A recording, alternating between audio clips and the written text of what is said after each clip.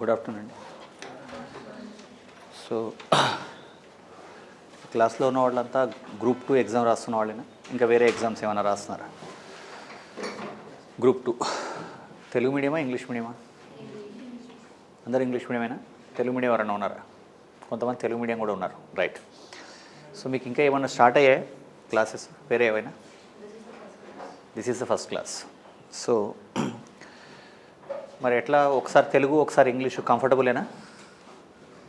Actually English medium separate, Telugu medium ఒకటి ఉంటే అదొక పద్ధతి, బట్ బైలింగ్వల్లో ఇది ఉంటుంది. Okay.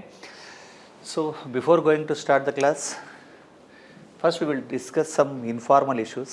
Why you are preparing for the group 2 and why you are not preparing for the UPSC. Specifically, are you have any idea why you are planning? These things we must to discuss. Then after that we will try to plan the syllabus and weightage, everything one by one. Okay. So I am Chaitanya Dev, Polity faculty. ఎందుకు మీరు group 2 రాయాలనుకున్నారు? First reason అది. మీ reasons ఏంటి? Okay. ఇంకా group 1 రాయొచ్చు కదా, అప్పుడు group 1 కూడా రాస్తారు తర్వాత. ఓకే. సో మీరందరూ కూడా యంగ్ జనరేషన్, ఇప్పుడు గ్రాడ్యుయేషన్లు అయిపోయి 2-3 ఏళ్ళ లోపు ఉన్న వాళ్ళు ఉంటారు. మరి యూపీఎస్సీకి మీకు ఛాన్సెస్ ఎక్కువ ఉంటాయి కదా, ఎందుకంటే ఇయర్లీ నోటిఫికేషన్ అయితే ఇక్కడ లేదు. మరి అలాంటప్పుడు మీకు అసలు క్లారిటీ ఉందా? What is the success ratio, success percentage ఎంత? How many aspirants are appearing and how many applications we have chance to observe every year or every notification? ఎంతమంది అప్లై చేయొచ్చు మీ అంచనా ప్రకారం గ్రూప్ 2 ఎగ్జామ్కి? ఎన్ని వేకెన్సీస్ ఉంటాయి పోస్టులు? అంటే లెస్ దెన్ 1000. సో మరి less than 1000 vacancies, 6 to 7 lakhs. మరి ఎంత పర్సెంటేజ్ సక్సెస్ రేటు? 0.5% కన్నా తక్కువ ఉంటుంది. మరి ఇలాంటప్పుడు మనం 2026లో రిస్క్ చేస్తున్నట్టు కదా? అంటే క్లారిటీ, ఎందుకంటే నేను ఒక 20 ఏళ్ళ నుంచి ఈ సెక్టర్లో ఉన్నా. 2006, 7, 8 అప్పటి నుంచి ప్రిపేర్ అవుతున్న వాళ్ళు. ఇంకా చెప్పాలంటే, సింపుల్గా చెప్పాలంటే 2010 నుంచి గ్రూప్ 1, గ్రూప్ 2 అని ప్రిపేర్ అవుతున్న వాళ్ళు నాకు డజన్ల మంది తెలుసు. ఈ అశోక్ నగర్లో ఇంకా ఉన్నారు. సో ఎందుకు కొంతమందికే సక్సెస్ వస్తుంది, ఎందుకు చాలామందికి సక్సెస్ రాదు? మీరు చాలామందిని చూసి ఉంటారు మీ సర్కిల్లో, రిలేటివ్స్లో, ఫ్రెండ్స్లో. దే ఆర్ ప్రిపేరింగ్ వెల్, బాగా ప్రిపేర్ అవుతారు, బట్ అయినా రాదు కొంతమందికి. ఏంటి అసలు, ఏం మిస్టేక్స్ చేస్తారు? మీ అబ్జర్వేషన్ ఏంటి, మీ ఎక్స్పీరియన్స్ ఏంటి? ఏమైనా చూసి గమనించారా? ఇక్కడ ఫస్ట్ థింగ్ ఏంటంటే, క్రిస్టల్ క్లియర్గా ప్రతిదీ కూడా క్లారిటీతో ఉండడం అనేది చాలా అవసరం. ఫస్ట్ 1 or 2 క్లాసెస్లో మనం అన్ని విషయాలు, బేసిక్స్ అన్నీ తెలుసుకొని ఓ ప్లానింగ్ పర్ఫెక్ట్గా ఉంటే మన ప్రిపరేషన్ చాలా బాగుంటుంది. రూల్ నెంబర్ 1 ఏంటంటే, 2026లో కాంపిటిటివ్ ఎగ్జామినేషన్కి అసలు ఎవరు ప్రిపేర్ అవ్వకూడదు, ముఖ్యంగా స్టేట్ సర్వీస్. ఒకవేళ మీరు ప్రిపేర్ అయ్యారనుకోండి, 100% మీకు సర్వీస్ రావాలి. ఓకేనా? అంటే ప్రిపేర్ అవ్వకపోవడం అసలుకి బాధ లేదు. వన్స్ ఒకసారి మనం ఫిక్స్ అయ్యామనుకోండి, 100% సర్వీస్ రావాలి. అంతే.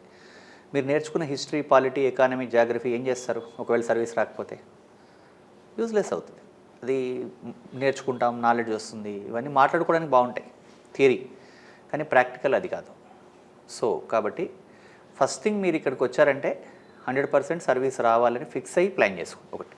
రెండోది ఏంటంటే, ఏదో ఒక జాబ్ కాదు, ఏదో ఒక సర్వీస్ వస్తే పర్లేదు. ఎందుకంటే 90% of the aspirants they came from middle class, lower middle class. ఇట్లాంటి మన కండిషన్స్ ఉంటాయి. ఫర్ ఎగ్జాంపుల్, ఏదో ఒక చిన్న జాబ్లో జాయిన్ అయిన తర్వాత మళ్ళీ అంత ఈజీ కాదు మళ్ళీ ప్లాన్ చేయడం. సో కాబట్టి ఎగ్జిక్యూటివ్ పోస్టు, అది మీ ఆఫీస్లో మీరే బాస్ ఉండేలాగా ఉండే పోస్టు 100% ప్లాన్ చేసుకోవాలి. ఒకటి. అంటే మనకు చూడడానికి సార్ 6-7 lakhs అపియర్ చేస్తే, అంటే ఆ 6-7 lakhs ఎగ్జామినేషన్కి అపియర్ అవుతే అక్కడ మనకి కొంచెం డిఫికల్టీ ఉంటుంది. కానీ ఇక్కడ పాయింట్ ఏంటంటే, 6 to 7 lakhs అప్లై చేస్తారు. మీరు ఎప్పుడైనా అబ్జర్వ్ చేయండి, how much percentage aspirants attend the exam. ఎంతమంది అటెండ్ అవుతారు? 7 lakhs అప్లై చేశారనుకోండి, నియర్ బై 40% అబ్సెంట్ అవుతారు ఎగ్జామినేషన్స్కి.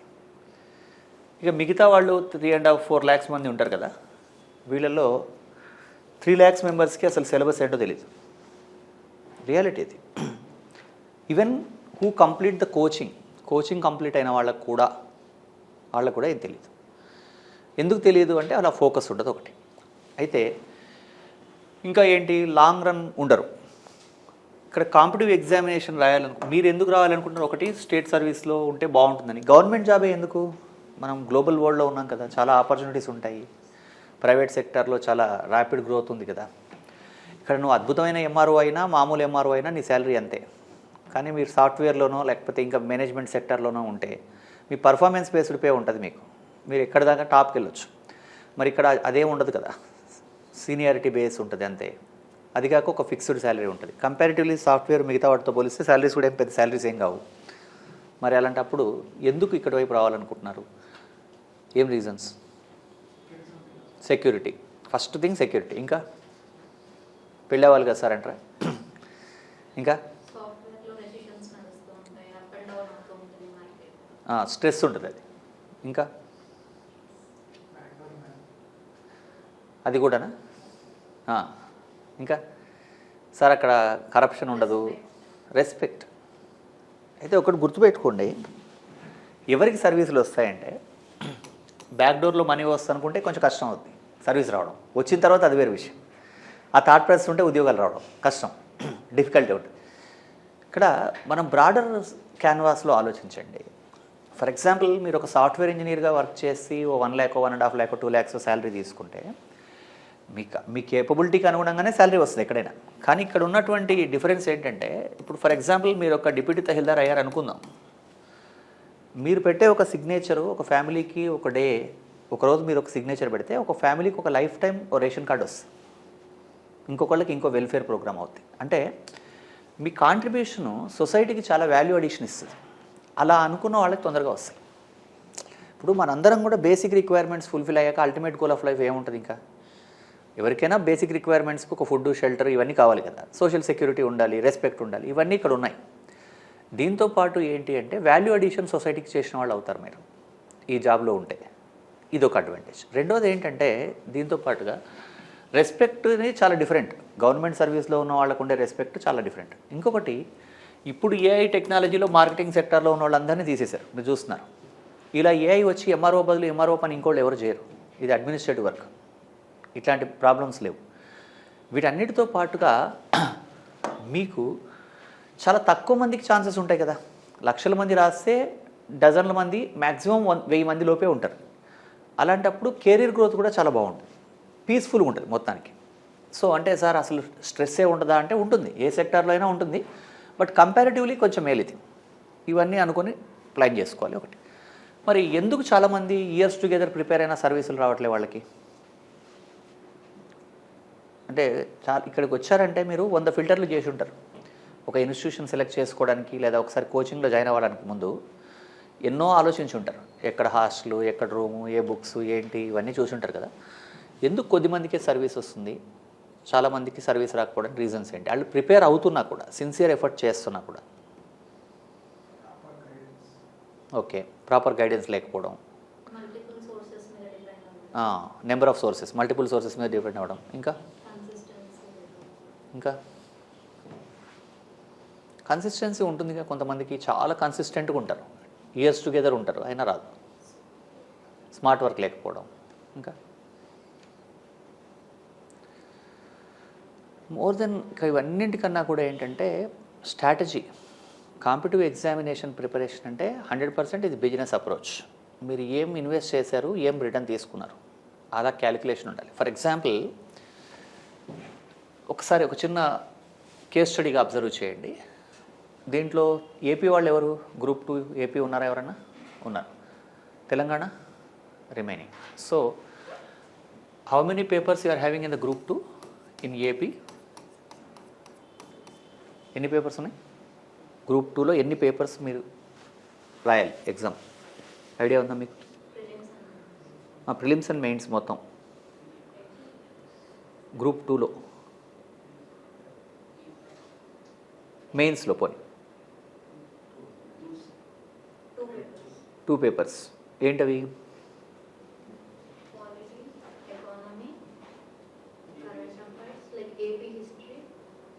Polity, AP history, next economy. Okay, తెలంగాణలో 4 పేపర్స్. 4 పేపర్స్ వెయిటేజ్ ఎంత? 600 మార్క్స్ కదా. ఇక్కడ ఈ పేపర్స్, ఇన్ని పేపర్స్ ఉన్నప్పుడు ఫర్ ఎగ్జాంపుల్ దేని వెయిటేజీ ఎంత, దేనికి ఎన్ని మార్కులు వస్తాయి, ఈ క్లారిటీ చాలా చాలా ఇంపార్టెంట్. ఇది లేకుండా వెళ్ళకూడదు. ఫర్ ఎగ్జాంపుల్ ఒక ఎక్స్ అనే పర్సను జనరల్ స్టడీస్లో ఉన్నటువంటి సైన్స్ పార్ట్ చదివాడు అనుకుందాం. సైన్స్ అంటే ఏముంటుంది? Physics, chemistry, botany, zoology, science and technology, latest developments ఇవన్నీ ఉన్నాయి. ఫర్ ఎగ్జాంపుల్ 10th క్లాస్లో ఎప్పుడో సైన్స్ వదిలేసి ఆ తర్వాత ఇంటర్మీడియట్ నుంచి ఆర్ట్స్ గ్రూప్, కామర్స్ గ్రూప్లోనే వెళ్ళాడు అనుకోండి. ఇప్పుడు physics, chemistry, botany, zoology, technology అనే ఒక 5 సెగ్మెంట్ల మీద కమెంట్ రావడానికి ఎన్ని అవర్స్ స్పెండ్ చేయాలి, ఎన్ని మ్యాన్ అవర్స్ పడతాయి? ఫర్ ఎగ్జాంపుల్ ఒక టాపిక్ ఫిజిక్స్ అనుకుందాం, ఎన్ని అవర్స్ పడుతుంది మనకి నేర్చుకోవడానికి? ఒక 40-50 అవర్స్ పడుతుందా ఓ సబ్జెక్ట్ నేర్చుకోవడానికి? అలా అనుకుంటే 5 సబ్జెక్ట్స్ అనుకోండి. ఇప్పుడు ఓన్లీ సైన్స్ అనే కాంపోనెంట్లోనే మనకి ఇవన్నీ ఉన్నాయి. Physics, chemistry, botany, zoology, technology అన్నీ ఉన్నాయి కదా. అంటే ఓ 250 అవర్స్ స్పెండ్ చేశాడు అనుకుందాం. మొత్తం సైన్స్ కాంపోనెంట్ మీద కమాండ్ వచ్చింది. ఎన్ని మార్క్స్ వస్తాయి మ్యాక్సిమం? ఇది జిఎస్లో ఒక కాంపోనెంట్ అంతే. జిఎస్లో ఒక 12-13 కాంపోనెంట్స్ ఉంటాయి. అంటే ఆన్ అండ్ యావరేజ్గా 25 మార్క్స్ వస్తాయి. ఇప్పుడు ఎక్స్ అనే పర్సన్ ఏం చేశాడు? సైన్స్ అనే కాంపోనెంట్ మీద టైం స్పెండ్ చేశాడు, 250 అవర్స్ ఇన్వెస్ట్మెంట్, 25 మార్క్స్ స్కోర్ చేశాడు. వై ఏం చేశాడు? తెలంగాణ అయితే పేపర్ 4 చదివాడు, ఇదే 250 అవర్స్ ఇన్వెస్ట్ చేశాడు అనుకోండి, తెలంగాణ మూమెంట్. అప్పుడు లేదా ఏపీ వాళ్ళు అయితే ఏపీ హిస్టరీ, పాలిటీ చదివారు. అవుట్ ఆఫ్ 2 అంటే ఇక్కడ 250 అవర్స్ ఇన్వెస్ట్ చేస్తే ఈ పర్సన్కి 130 మార్క్స్ వస్తాయి ఇక్కడ. అంటే ఇద్దరు ఇన్వెస్ట్మెంట్ సేమే, కానీ ఒక పర్సన్ ఒక ఏరియాలో స్పెండ్ చేశాడు, ఇంకో పర్సన్ ఇంకో ఏరియాలో స్పెండ్ చేశాడు. ఒక పర్సన్కి 25కి 25 రావచ్చు, ఇంకో పర్సన్కి 150కి 130 రావచ్చు. అంటే ఇక్కడ ఏంటి డిఫరెన్స్? ప్లానింగే కదా, స్ట్రాటజీ కదా. సో కాబట్టి కాంపిటిటివ్ ఎగ్జామినేషన్ రాయాలన్నప్పుడు కొన్ని బేసిక్ రూల్స్ మనకు తెలిసి ఉండాలి. అవన్నీ మీకు తెలిసే ఉంటాయని నేను అనుకుంటున్నా, బట్ అయినా ఒకసారి మనం మాట్లాడాలి. First thing, rule number 1, number of books చదవకూడదు. ఎప్పుడు కూడా ఏ సబ్జెక్ట్కి నెంబర్ ఆఫ్ బుక్స్ చదివి మాస్టర్ అవ్వాలని అనుకోవద్దు. ఒకటే book number of times, at least ఒక 10 రివిజన్స్ లేకుండా వర్కౌట్ అవ్వదు. ఈ రియాలిటీని మీరు యాక్సెప్ట్ చేయండి. Number 2, first number of books చదివిన తర్వాత ఏం చదవకూడదు అది తెలియాలి. ఏం చదవకూడదో తెలియాలి. అంటే ఫర్ ఎగ్జాంపుల్ జనరల్గా అందరూ కాంపిటిటివ్ ఎగ్జామినేషన్ రాసే ప్రతి వాళ్ళు బేసిక్గా చదవాల్సిన బుక్స్ ఏంటి?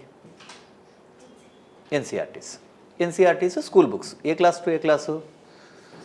6th to 10th లేదా 12th అంటారు. ఓకే, ఫర్ ఎగ్జాంపుల్ మీరు ఎన్సీఆర్టీ బుక్స్ కొన్నారు, లేదా ఎస్సీఆర్టీ ఏదో ఒకటి కొన్నారు. కొని ఫస్ట్ వరల్డ్ వారు, సెకండ్ వరల్డ్ వారు, league of nations, United nations ఇవన్నీ చదివారు అనుకుందాం.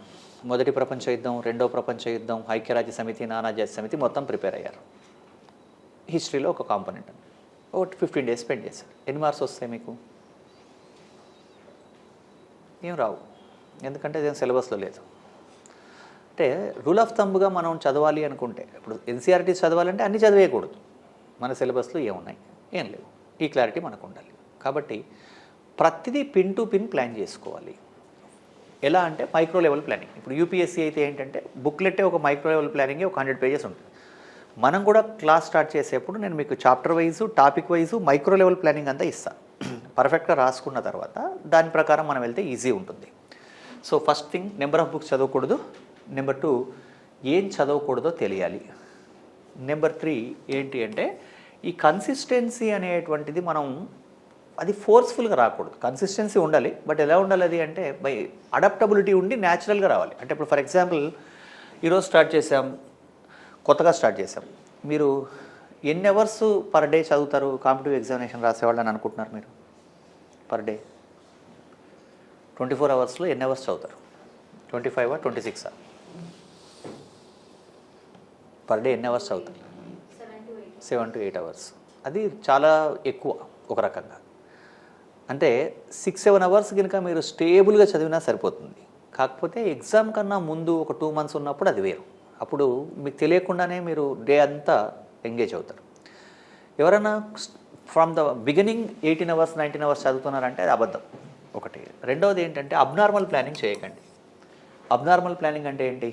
Morning 6 to 8 polity, 8 to 8:30 tiffin break, 9 నుంచి మళ్ళీ క్లాసు, 2 నుంచి మళ్ళీ క్లాసు, 5 to 8 మళ్ళీ హిస్టరీ, 8 to 10 ఎకానమీ, ఇట్లా పెట్టుకొని 1 to 1:30 lunch, 1:30 to 2 o'clock current affairs, news papers, ఇట్లాంటి ప్లానింగ్ వేస్తే ఇది అటర్ ఫ్లాప్ అవుతుంది. అబ్నార్మల్ ప్లానింగ్ ఎప్పుడు వర్కౌట్ అవ్వదు, గుర్తుపెట్టుకోండి. ఇంకొకటి, ఇప్పుడు ఫర్ ఎగ్జాంపుల్ కొత్తగా స్టార్ట్ చేశారు, 9 o'clockకి నిద్ర వచ్చేస్తుంది మొదట్లో. మీ బయాలజికల్ క్లాక్ ట్యూన్ అవ్వద్దు దానికి ఫస్ట్లో, కాబట్టి కొన్ని రోజులకు టైం పడుతుంది అడ్జస్ట్మెంట్కి. ఈ రియాలిటీని యాక్సెప్ట్ చేసి అడ్జస్ట్ చేసుకోవాలి ఒకటి.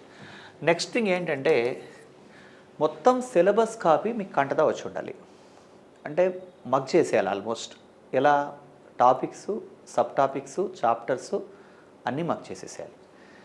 ఇవి చేసిన తర్వాత ఓల్డ్ పేపర్స్ చూడాలి. ఏ ఏరియా నుంచి క్వశ్చన్స్ వస్తూ ఉన్నాయి, ఎలా వస్తున్నాయి, దేని వెయిటేజీ ఎంత, టాపిక్ వైజ్గా. ఇవి తెలిసిన తర్వాత అప్పుడు మనం ప్రిపరేషన్ చేయాలి. సరే, ఈ ఓల్డ్ పేపర్స్ చూడాలి, వెయిటేజీ తెలియాలి అంటే మనకు ఆల్రెడీ సబ్జెక్ట్ తెలిసి ఉండాలి కదా. అది తెలియనప్పుడు మనం ఎలా చూడగలం?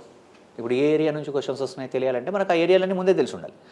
కాబట్టి ఏం చేయాలి? ఫస్ట్ సిలబస్ అయినా అర్థం చేసుకోవాలి. సిలబస్ రేపు మీరు నెక్స్ట్ క్లాస్కి వచ్చేప్పుడు సిలబస్ కాపీస్ తీసుకొని రండి. ఒకటి, పబ్లిక్ సర్వీస్ కమిషన్ సైట్ నుంచి డౌన్లోడ్ చేసిన సిలబస్ కాపీ తీసుకోండి. తర్వాత ఏంటి అంటే ఇక్కడ మనం ప్లానింగ్ చేసుకునేటప్పుడే ఫస్ట్ స్ట్రాటజిక్గా వెళ్ళాలండి. ఇప్పుడు for example fundamental rights, fundamental duties 2 topics ఉన్నాయి పాలిటీలో అనుకోండి.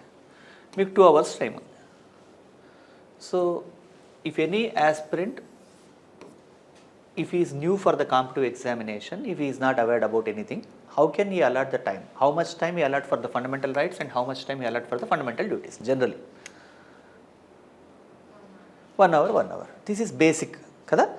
For example, if faculty communicate the information in APR Telangana, we are expecting 5 marks from this area in the objective module examination. In the fundamental duties, we are expecting 1 mark. Sometimes they are not asking any question.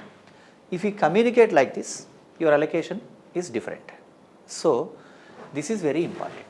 ఇక్కడ faculty మీకు ఇక్కడ గుర్తుపెట్టుకోండి, competitive ఎగ్జామినేషన్లో subject చెప్పే faculties మీకు వీలైనంత outstanding information dump చేస్తారు, బాగా సబ్జెక్ట్ చెప్తారు, కానీ స్ట్రాటజీలు ఇవన్నీ ఏమీ మాట్లాడాల్సిన అవసరం ఉండదు వాళ్ళకి, ఎవరికైనా. ఎందుకు ఉండదు? అవన్నీ మీకు తెలుసు అనుకుంటారు. ఇవన్నీ ఆస్పిరెంట్కి తెలుసు, మనం ఇవన్నీ అక్కర్లేదు, బేసిక్గా ఇవన్నీ తెలిసే కదా ఇక్కడ దాకా వస్తారని అనుకుంటారు ఎవరైనా. సో నేను 6th క్లాస్లో ఉన్నప్పటి నుంచి నాకు ఈ అశోక్ నగర్ మార్కెట్ తెలుసు చాలా క్రిస్టల్ క్లియర్గా. ఇది ఒక చిన్న సైజు కృష్ణానగర్. సక్సెస్ అయిన వాళ్ళ ఫోటోలు మీరు అక్కడక్కడ చూస్తారు తప్ప వేల మంది ఫెయిల్యూర్స్ ఉంటారు ఇక్కడ. మీరు ఎవరినైనా కదిలిస్తాడు, చాలా ఫ్రస్ట్రేటెడ్గా ఉంటాడు కూడా. ఎందుకంటే ఇయర్స్ టుగెదర్ వెయిట్ చేసి ఉంటారుగా, లాస్ అయిపోయి ఉంటుంది లైఫ్, చాలా ఇన్వెస్ట్ చేసి ఉంటారు కదా.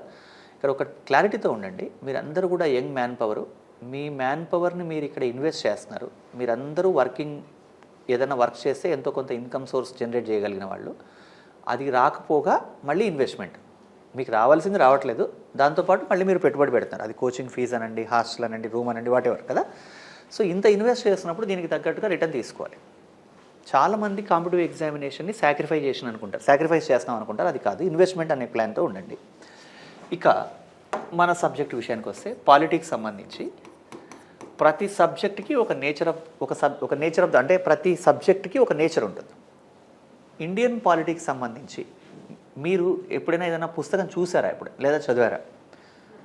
లక్ష్మీకాంత్ చూశారు. సో ఫస్ట్ టాపిక్ ఏముంటుంది ఇండియన్ పాలిటీలో? ఎక్కడైనా ఏదైనా బుక్ తీసుకోండి, తెలుగు కానీ ఇంగ్లీష్ కానీ, ఇండియన్ పాలిటీలో ఫస్ట్ టాపిక్ ఏదైనా టెక్స్ట్ బుక్లో ఏముంటుంది? ఇంకా ముందు historical background of the Indian constitution, historical background, భారత రాజ్యాంగ పూర్వ చరిత్ర, యాక్ట్స్, ఇవన్నీ ఉంటాయి. So 1600 years to up to 1950, what going on, regulating acts, Pitt's India act, constituent assembly, రాజ్యాంగ పరిషత్, ఇవన్నీ ఉంటాయి. How many pages information we are having about the historical background of the Indian constitution? 30-40 pages information. If any aspirant who prepare for the competitive examination, he start with the historical background, he is getting so much of confusions. ఇక్కడ dyarchy in the central level, dyarchy in the state level, ఇవన్నీ confusion. అంటే కేంద్రంలో ద్వంద్వ పాలన, రాష్ట్రంలో ద్వంద్వ పాలన, ఈ యాక్ట్స్ ఇవన్నీ కన్ఫ్యూజ్ చేస్తాయి. ఇప్పుడు మీలో ఇక్కడ ఈ క్లాస్లో ఉన్న వాళ్ళు ఎవరో నాకు తెలియదు. ఇప్పుడు నేను మిమ్మల్ని ఇంట్రడ్యూస్ చేసుకోవాలంటే మీ పేరేంటో తెలియాలి. అలాగని మీ గ్రేట్ గ్రాండ్ ఫాదర్ ఏంటి, మీ ఫాదర్ ఏంటి, అట్లా దానివల్ల యూజ్ లేదు. అవన్నీ నేను గుర్తుపెట్టుకొని చివరికి మీ పేరు మర్చిపోవచ్చు. దానివల్ల మన కమ్యూనికేషన్ ఉండదు ఇంకా కదా. సో కాబట్టి ఫస్ట్ రూల్ నెంబర్ 1 ఏంటంటే, ఇక్కడ సబ్జెక్ట్ ఇంతకుముందు మాట్లాడేమో జనరల్. ఇప్పుడు పాలిటీ విషయానికి వస్తే హిస్టారికల్ బ్యాక్గ్రౌండ్తో ఇండియన్ పాలిటీ స్టార్ట్ చేయకూడదు కొత్తగా ప్రిపేర్ అయ్యే యాస్పిరెంట్. అలా చేస్తే మోటివేషన్ కోల్పోయి ఈ సబ్జెక్ట్ మనకు అర్థం కాదనే భయానికి గురయ్యే అవకాశాలు ఉంటాయి. మీకు టెక్స్ట్ ఏదైనా మెటీరియల్లో లేదా సిలబస్లో వాళ్ళు సిలబస్ ఇస్తారే తప్ప దేని తర్వాత ఏం చదవాలని వాళ్ళు చెప్పరు. అది మీ ప్రాబ్లం అది కదా. సో ఇంకొకటి వెయిటేజ్ స్పష్టంగా తెలియాలి. కొన్ని చోట్ల historical background of the Indian constitution 10 to 15 days నడుస్తుంది క్లాస్. దీని నుంచి మీకు పాలిటీ వెయిటేజీ తెలంగాణలో ఎంత, Indian polity weightage Telangana group 2లో పాలిటీ వెయిటేజ్ ఎన్ని మార్క్స్ ఏమైనా ఐడియా ఉందా మీకు? 50. ఏపీలో 75 మార్క్స్ కదా.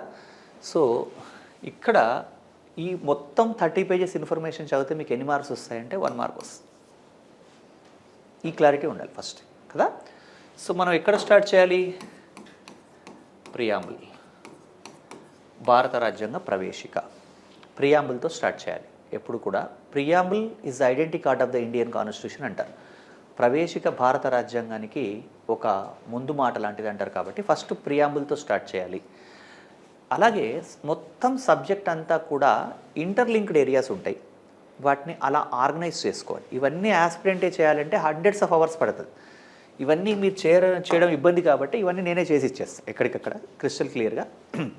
ఇప్పుడు ఫర్ ఎగ్జాంపుల్ మనకి ప్రియాంబుల్, సైలెంట్ ఫీచర్స్, ప్రవేశిక, రాజ్యాంగ లక్షణాలు ఇట్లా టాపిక్స్ చదివిన తర్వాత ఫండమెంటల్ డ్యూటీస్ కూడా చదివేశాక నెక్స్ట్ ఏముంటుంది పాలిటీలో? ఫండమెంటల్ డ్యూటీస్ వరకు ఒక బుక్లో చదివామనుకోండి. ఎవరైనా చూసారా అట్లీస్ట్ ఒకసారి బుక్ ఏమన్నా తిరిగేశారా?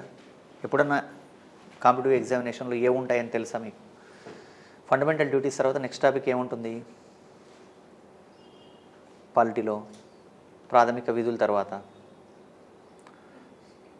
సెంట్రల్ గవర్నమెంట్లో ఫస్ట్ ప్రెసిడెంటు, వైస్ ప్రెసిడెంటు ఇవన్నీ ఉంటాయి, రాష్ట్రపతి, ఉపరాష్ట్రపతి ఇలా ఉంటాయి. ఇక్కడ గమనించాల్సింది ఏంటంటే ఫస్ట్ మనం ఫండమెంటల్ డ్యూటీస్ వరకు ఒక 5-6 టాపిక్స్ ఉంటాయి. ఇప్పుడు ఇలా ఉందనుకుందాం: ప్రవేశిక, ప్రియాంబుల్, నెక్స్ట్ రాజ్యాంగ లక్షణాలు, silent features of Indian constitution, fundamental rights, ప్రాథమిక హక్కులు, directive principles of state policy, ఆదేశిక సూత్రాలు, ఫండమెంటల్ డ్యూటీస్.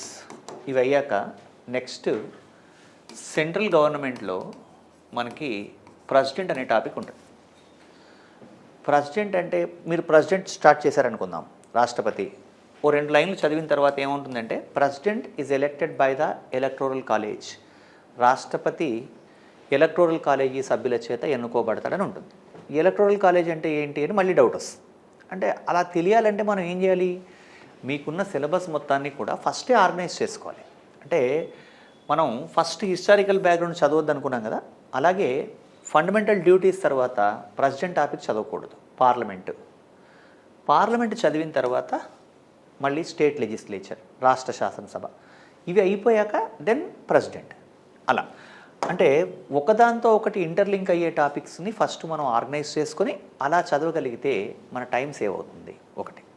ఇక మొత్తం ఇప్పుడు ఫర్ ఎగ్జాంపుల్ ప్రెసిడెంట్ అనే టాపిక్ చదివామనుకుందాం. ప్రెసిడెంట్ అనే టాపిక్ చదివితే ప్రెసిడెంట్లో మనకి ప్రెసిడెంట్ ఇంట్రడక్షను, ప్రెసిడెంట్కి సంబంధించి ఎగ్జిక్యూటివ్ పవర్సు, కార్యనిర్వహణ అధికారాలు, లెజిస్లేటివ్ పవర్సు, శాసన నిర్మాణ అధికారాలు, జ్యుడిషియల్ పవర్సు, న్యాయ అధికారాలు, ఫైనాన్షియల్ పవర్సు, ఆర్థిక అధికారాలు, డిప్లొమాటిక్ పవర్సు, రాయబార అధికారాలు, నెక్స్ట్ ఇవి కాకుండా మిలిటరీ పవర్సు, సైనిక అధికారులు ఇలా ఉంటాయి. మొత్తం ప్రెసిడెంట్ అంతా అయిపోయాక వైస్ ప్రెసిడెంట్, సెంట్రల్ గవర్నమెంట్ అంతా అయిపోయాక ఇప్పుడు స్టేట్ గవర్నమెంట్కి వెళ్ళి మళ్ళీ గవర్నర్స్ అవుతారు. ఇక్కడ ప్రెసిడెంట్ అనే టాపిక్ని మనం క్రిస్టల్ క్లియర్గా అర్థం చేసుకోవడానికి ఒక 7 అవర్స్ పట్టింది అనుకుందాం. ఇదంతా అయిపోయి మళ్ళీ ఒక 1 వీక్ తర్వాత మీరు స్టేట్ గవర్నమెంట్కి వెళ్ళి గవర్నర్ చదివితే మళ్ళీ 1 వీక్ పడుతుంది అక్కడ కూడా. అలా కాకుండా సెంట్రల్లో ప్రెసిడెంట్కి ఈక్వలెంట్ పొజిషన్ స్టేట్లో ఏంటి అంటే గవర్నర్. కేంద్రంలో రాష్ట్రపతి లాంటిదే రాష్ట్రంలో గవర్నర్ పొజిషన్. గవర్నర్ కూడా ఎగ్జిక్యూటివ్ పవర్స్ ఉంటాయి, లెజిస్లేటివ్, జ్యుడిషియల్, ఫైనాన్షియల్ ఉంటాయి. కార్యనిర్వహణ, శాసన నిర్మాణ, ఆర్థిక, న్యాయ అధికారాలు ఉంటాయి. గవర్నర్కి రాయబార, సైనిక, డిప్లొమాటిక్, మిలిటరీ పవర్స్ ఉండవు. అట్లాంటప్పుడు ప్రెసిడెంట్ మైనస్ ఇక్కడ ప్రెసిడెంట్కి ఎమర్జెన్సీ ప్రొవిజన్స్ ఉంటాయి, గవర్నర్కి ఉండవు. కాబట్టి president -3 powers is equal to governor. ఇలా కనుక సిమిలర్గా ఉన్న టాపిక్స్ అన్నింటినీ కనుక ఆర్గనైజ్ చేసుకోగలిగితే ఒక 50% టైం ఇది సేవ్ అవుతుంది. ఇలా ఒకదాంతో ఒకటి ఇంటర్లింక్ ఉండే టాపిక్స్ ఏంటి? సెంట్రల్లో ప్రెసిడెంట్, రాష్ట్రపతి, గవర్నర్, అలాగే పిఎం సెంట్రల్లో, స్టేట్లో సీఎం, సెంట్రల్లో సుప్రీంకోర్టు, స్టేట్లో high court, 73rd constitutional amendment, 74th constitutional amendment. ఇలా ఒకదాంతో ఒకటి లింక్ ఉన్నవన్నీ ఒక చోట చేర్చుకోవాలి. ఇంకొకటి ఏంటంటే కొన్నిసార్లు మనకి క్లారిటీ లేకపోతే మన టైం చాలా వేస్ట్ అవుతుంది. ఫర్ ఎగ్జాంపుల్ కాన్స్టిట్యూషనల్ బాడీస్ అని ఒక టాపిక్ ఉంది, రాజ్యాంగబద్ధ సంస్థలు. కాన్స్టిట్యూషనల్ బాడీస్ అంటే ఏంటి? ఒక ఆర్టికల్ ఉంటుంది. For example attorney general, controller and auditor general, central finance commission, central election commission, attorney general CAG, కేంద్ర ఆర్థిక సంఘం, తర్వాత కేంద్ర ఎన్నికల సంఘం, యూపీఎస్సి, కేంద్ర పబ్లిక్ సర్వీస్ కమిషన్. ఇలా ఇవి కాకుండా ఎన్సిఎస్సి, జాతీయ ఎస్సీ కమిషన్, ఎన్సిఎస్టీ, జాతీయ ST commission, NCBC, national commission for backward classes. ఇలా చాలా కాన్స్టిట్యూషనల్ బాడీస్ ఉంటాయి. వీటితో పాటు నాన్ కాన్స్టిట్యూషనల్ బాడీస్ అని కూడా ఉంటాయి. మీరు ఒకసారి ఇంటికి వెళ్ళి చెక్ చేయండి, కాన్స్టిట్యూషనల్, నాన్ కాన్స్టిట్యూషనల్ బాడీస్ అని చెప్పేసి మీరు కనుక కాన్షియస్గా అబ్జర్వ్ చేస్తే నియర్ బై ఒక 80 to 100 పేజెస్ ఉంటాయి. అన్నీ మొత్తం చదవాలంటే నియర్ బై 100 పేజెస్ ప్రిపరేషన్కి మనకి ఎంత సమయం పడుతుంది? ఒక 15-20 రోజులు పడుతుంది. మనకి ఇక్కడ దీని నుంచి వచ్చే వెయిటేజీ ఎంత? మార్కులు 100 పేజీల మెటీరియల్ చదివితే 1 లేదా 2. ఈ క్లారిటీ ఉన్నప్పుడు, దీని వెయిటేజీ ఇదని తెలిసినప్పుడు దీన్ని ఎలా సింప్లిఫై చేయొచ్చు అనేది మనం తెలుసుకోవాలి. ఫర్ ఎగ్జాంపుల్ ఇక్కడ మనకి సబ్జెక్ట్ మ్యాటర్, అంశము, ప్రతిదాని గురించి మనం తెలుసుకోవాలనుకున్నాం. అంశము అని రాసి attorney general, CAG, controller and auditor general, finance commission, UPSC, election commission, NCSC, జాతీయ ఎస్సీ కమిషన్, ఎన్సిఎస్టీ, జాతీయ ఎస్టీ కమిషన్, ఎన్సిబిసి, జాతీయ బీసీ కమిషన్ అని రాసాం. ఒకే టేబుల్ రాసి ఈ మొత్తం ఇన్ఫర్మేషన్ ఒకే టేబుల్లో పోస్ట్ చేసాం అనుకుందాం. అంటే ఫర్ ఎగ్జాంపుల్ కాన్స్టిట్యూషనల్ బాడీ అంటే దానికి కాన్స్టిట్యూషన్లో ఆర్టికల్ ఉంటుంది. ఆర్టికల్ అటార్నీ జనరల్ అంటే 76, CAG 148, finance commission 280, UPSC 315, election commission 325, NCSC 338, NCSC 338, NCST 338A, NCBC 338B. ఇలా అన్నీ పోస్టింగ్ చేసుకుంటూ వెళ్ళామనుకుందాం. మీరు గట్టిగా ఒక 2 పేజీలు అటు ఇటు ఉంటుంది మీ మెటీరియల్. అంటే instead of preparing 70 to 80 pages బదులుగా ఎన్ని పేజెస్ సరిపోతుంది? 2 పేజెస్. ఈ 2 పేజెస్లో అన్ని కాలమ్స్ని పర్ఫెక్ట్గా పోస్ట్ చేసుకోగలిగితే ఆ 70-80 పేజెస్ చదివే అవసరం లేకుండా ఇది చేయొచ్చు. ఇలా ఎంత సింప్లిఫై చేయగలిగితే అంత సింప్లిఫై చేయాలి. ఫస్ట్ థింగ్ ఇక్కడ కోచింగ్ పర్పస్ ఏంటి? మీరు అందరూ ఎందుకు కోచింగ్లో జాయిన్ అయ్యారు? ఇప్పుడు మీరందరూ కూడా 600-700 పెట్టేసి ఓ బుక్ కొనుక్కోలేక కాదు కదా, ఏదో ఒక బుక్ కొనుక్కొని మీరే చదువుకోవచ్చు కదా. కోచింగ్ ఎందుకు వచ్చారు మీరు? పర్పస్ ఏంటి? ఏది ఎంత చదవాలో తెలియాలి. ఒకటి, ఏం చదవకూడదో తెలియాలి. అందరూ చదవాల్సిందే ప్రిపేర్ అయ్యేవాళ్ళు, కానీ దేన్నైనా సరే సింప్లిఫికేషన్. కోచింగ్ పర్పస్ ఏంటి? సింప్లిఫికేషన్ కదా, ఈజీగా అర్థం అవ్వాలి, మార్కులు రావాలి. ఇంకొకటి గుర్తుపెట్టుకోండి, ఇక్కడ బిజినెస్ అప్రోచ్ అంటే నా ఉద్దేశంలో ఏంటి అంటే మీరు ఎంఆర్ఓ అవ్వాలనుకోవాలి, అంతేగాని అరిస్టాటిల్, ఆర్కమిడీస్ అవి ఇవి అవ్వాలనుకోవద్దు. గవర్నమెంట్ సర్వీస్ రావాలంటే ఈ క్లారిటీ చాలా చాలా అవసరం. Faculty hundreds of hours work చేసి ఉంటారు కాబట్టి వాళ్ళు మీకు కావాల్సినంత చెప్తారు, దాంట్లో ఏం ప్రాబ్లం లేదు. సో కాబట్టి మీరు దేన్ని ఎంత సింప్లిఫై చేసి ఎంత సింప్లిఫై చేయబడ్డదాన్ని మీరు మెటీరియల్ రూపంలో తీసుకుంటారు అనేది ఇంపార్టెంట్. ఇప్పుడు కొన్ని ఇట్లుంటుందంటే, ఇప్పుడు ఫర్ ఎగ్జాంపుల్ పార్లమెంట్ ఉంది, మీకు ఇంకా ఈజీగా అర్థమయ్యే పార్లమెంట్ అనేది అయితే మీరు విని ఉంటారు చాలాసార్లు. ఇప్పుడు పార్లమెంట్ అనే టాపిక్ ఉందనుకోండి, మనం లోక్సభ రాజ్యసభ అనే పదాలు వింటూ ఉంటాం. ఇప్పుడు పార్లమెంట్ అనే టాపిక్ అయినా సరే మీకు ఒక 15-20 పేజీలు ఉంటుంది. సెంట్రల్లో పార్లమెంట్, ఇప్పుడు ఉదాహరణకి పార్లమెంట్ మీద క్వశ్చన్స్ ఎలా వస్తాయి, ఫ్యాక్ట్స్ వచ్చాయనుకుందాం, ఇది ఆబ్జెక్టివ్ మాడ్యూల్ ఎగ్జామినేషన్ కాబట్టి. ఇప్పుడు పార్లమెంట్లో మనకి లోక్సభ రాజ్యసభ ఉంటాయి. For example member is called, సభ్యుడిని ఏమంటారు, లోక్సభ సభ్యుడిని ఎంపీ అంటారు, రాజ్యసభ సభ్యుడిని MPA, member of parliament. Basics నుంచి వెళ్ళాలి ప్రతిదీ కూడా. మరి 2014 కన్నా ముందు, స్టేట్ డివిజన్ కన్నా ముందు అన్డివైడ్ ఆంధ్రప్రదేశ్ స్టేట్లో ఎంతమంది ఉన్నారు లోక్సభలో? బిఫోర్ 2014 మనకి ఆంధ్రప్రదేశ్ రాష్ట్రం నుంచి, అన్డివైడ్ ఆంధ్రప్రదేశ్ స్టేట్ నుంచి లోక్సభలో ఎంతమంది ఉన్నారు అంటే 42 మెంబర్స్ ఉన్నారు.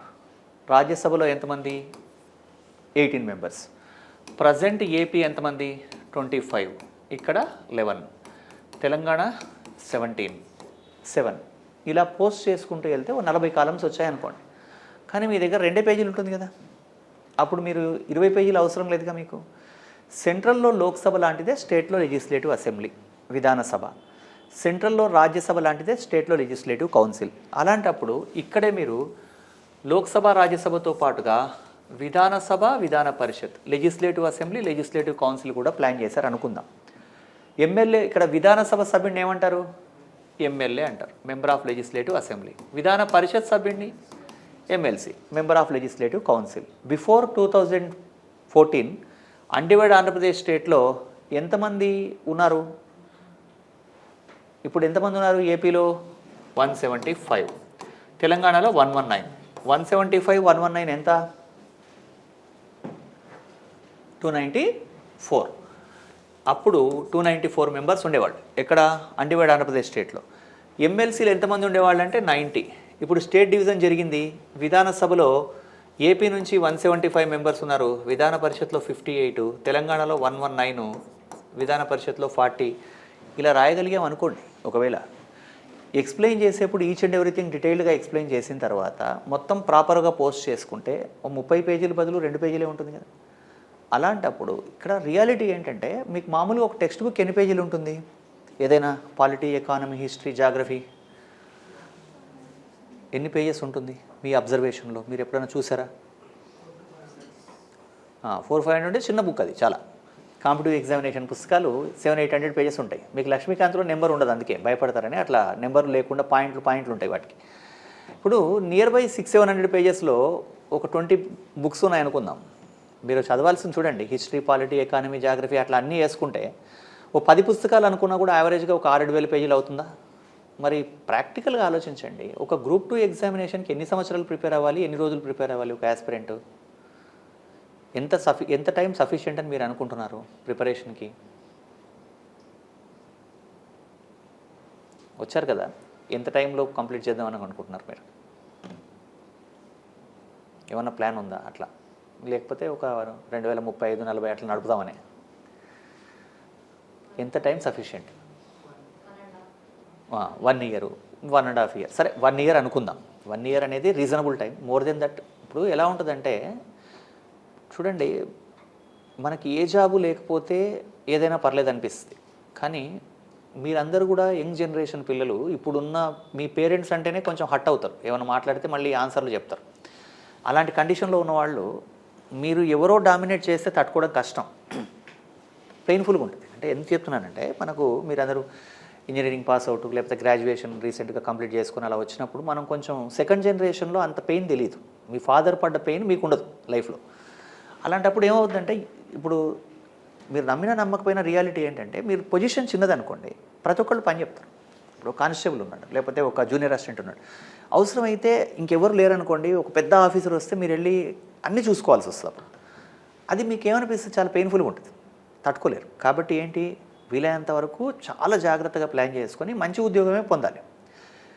ఇంకొకటి ఏమవుతుందంటే మిడిల్ క్లాస్ లైఫ్లో ఒక ఉద్యోగం వచ్చిన తర్వాత నేను జాయిన్ అవ్వను, మళ్ళీ ట్రై చేస్తానంటే ఇంట్లో కూడా ఒప్పుకోరు. మన కండిషన్స్ అలా ఉండవు, మనకు సెక్యూరిటీ ఉండాలి కదా. సో ఇలా రకరకాల ప్లానింగ్స్ ఉండాలి. కాబట్టి ఫస్ట్ థింగే స్ట్రాటజిక్గా ఉండాలి. 1 year మీరు అనుకుంటే ఇక్కడ 1000 pages 2000 pages కూర్చోండి, 1000-2000 pages లేకపోతే 7000 pages అయినా కూడా అట్లా మీరు రోజుకు 50 pages 100 pages చదవడానికి ఇది నావల్ కాదు. సబ్జెక్ట్ గంట మొత్తం కూర్చుంటే 10 పేజీలు అవ్వదు ప్రాక్టికల్గా. అలాంటప్పుడు thousands of pages ఇన్ఫర్మేషన్ ఎలా గ్యాదర్ చేసి ఎలా చదువుతారు? పోనీ చదివానా కూడా, ఇప్పుడు ఫర్ ఎగ్జాంపుల్ టుమారో ఎగ్జామ్ ఉందనుకోండి, మీరు 500 pages పాలిటీ 500 pages హిస్టరీ ఉన్న బుక్ రివిజన్ చేసి వెళ్ళగలరా? అది ప్రాక్టికల్గా అవ్వదు కదా. మీ దగ్గర ఒక 150 pages 100 to 150 pages మెటీరియల్ ఉంటే, కన్సైజ్డ్ మెటీరియల్ కీనోటింగ్లో ఉంటే అది రివిజన్ చేయగలరు. అలా ప్లాన్ చేసుకోవాలి తప్ప hundreds of pages బుక్స్ మనం చదువుతామని కాదు, చదివినవి కన్సైజ్ చేసుకోవాలి. సో ఇక్కడ క్లాస్లో ఏంటి, ఇవన్నీ కన్సైజ్ చేసి ఇవ్వబడతాయి. నా వైపు నుంచి నేను ఇది చేయగలుగుతాను. ఇక పాలిటీకి సంబంధించి లేదా కాంపిటిటివ్ ఎగ్జామినేషన్ సంబంధించి మీకేమన్నా బేసిక్ డౌట్స్ ఉన్నాయా? భయాలు అనుమానాలు ఉంటాయి కదా, అలాంటివి ఏమన్నా ఉన్నాయా? ఇక్కడ నియర్ బై ఒక 100 నుంచి 120 గుర్తుపెట్టుకోవాలి. కాకపోతే ఇవి మక్ చేయాల్సిన అవసరం లేదు, బట్టి పట్టాల్సిన అవసరం లేదు. పాలిటీ అనగానే జనాలు భయపడేది ఏంటి? ఆర్టికల్స్ గుర్తుపెట్టుకోవాలి, కాన్స్టిట్యూషనల్ అమెండ్మెంట్స్ గుర్తుపెట్టుకోవాలి, దాంతోపాటుగా అన్నీ కూడా ఇయర్స్ గుర్తుపెట్టుకోవాలి. ఇవన్నీ మక్ చేయక్కర్లేదు, అంటే బట్టి పట్టక్కర్లేదు. మీరు నేర్చుకునే ప్రాసెస్లోనే గుర్తుండాలి అవి కదా. అంతే తప్ప అలా గుర్తుంచుకోవాలి అని బలవంతంగా చదివితే గుర్తుండవు. మీ కాన్సెప్ట్ అర్థమైతే ఆటోమేటిక్గా గుర్తుంటాయి. అట్లా ఇంకేమున్నాయి? ఇంకేమన్నా మీరు తెలుసుకోవాల్సిన విషయాలు ఉన్నాయా? అది మీకేం మొహమాటం లేకుండా అడగండి ఏమున్నా, ఎందుకంటే మీ రిక్వైర్మెంట్ తెలిస్తే నేను నా వైపు నుంచి కమ్యూనికేట్ చేయగలను ఏదైనా. అందుకని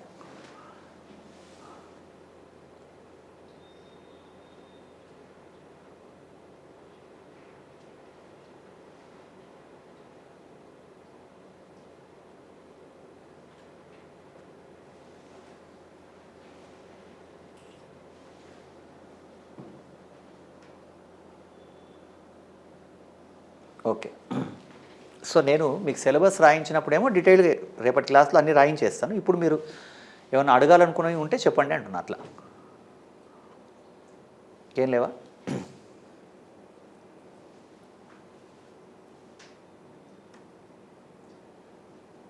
ఓకే.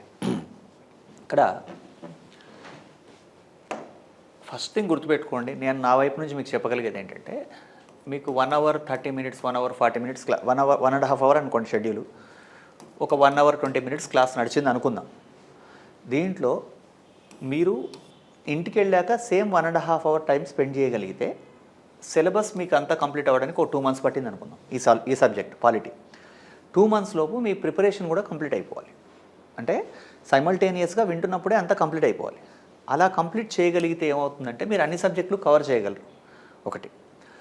ఇంకా ఈ సబ్జెక్ట్ ఏంటంటే చాలా ఇంట్రెస్టింగ్ ఉంటుంది. పాలిటీ సబ్జెక్టు మీరు చూస్తున్న ప్రపంచం కాబట్టి చాలా ఇంట్రెస్టింగ్ ఉంటుంది.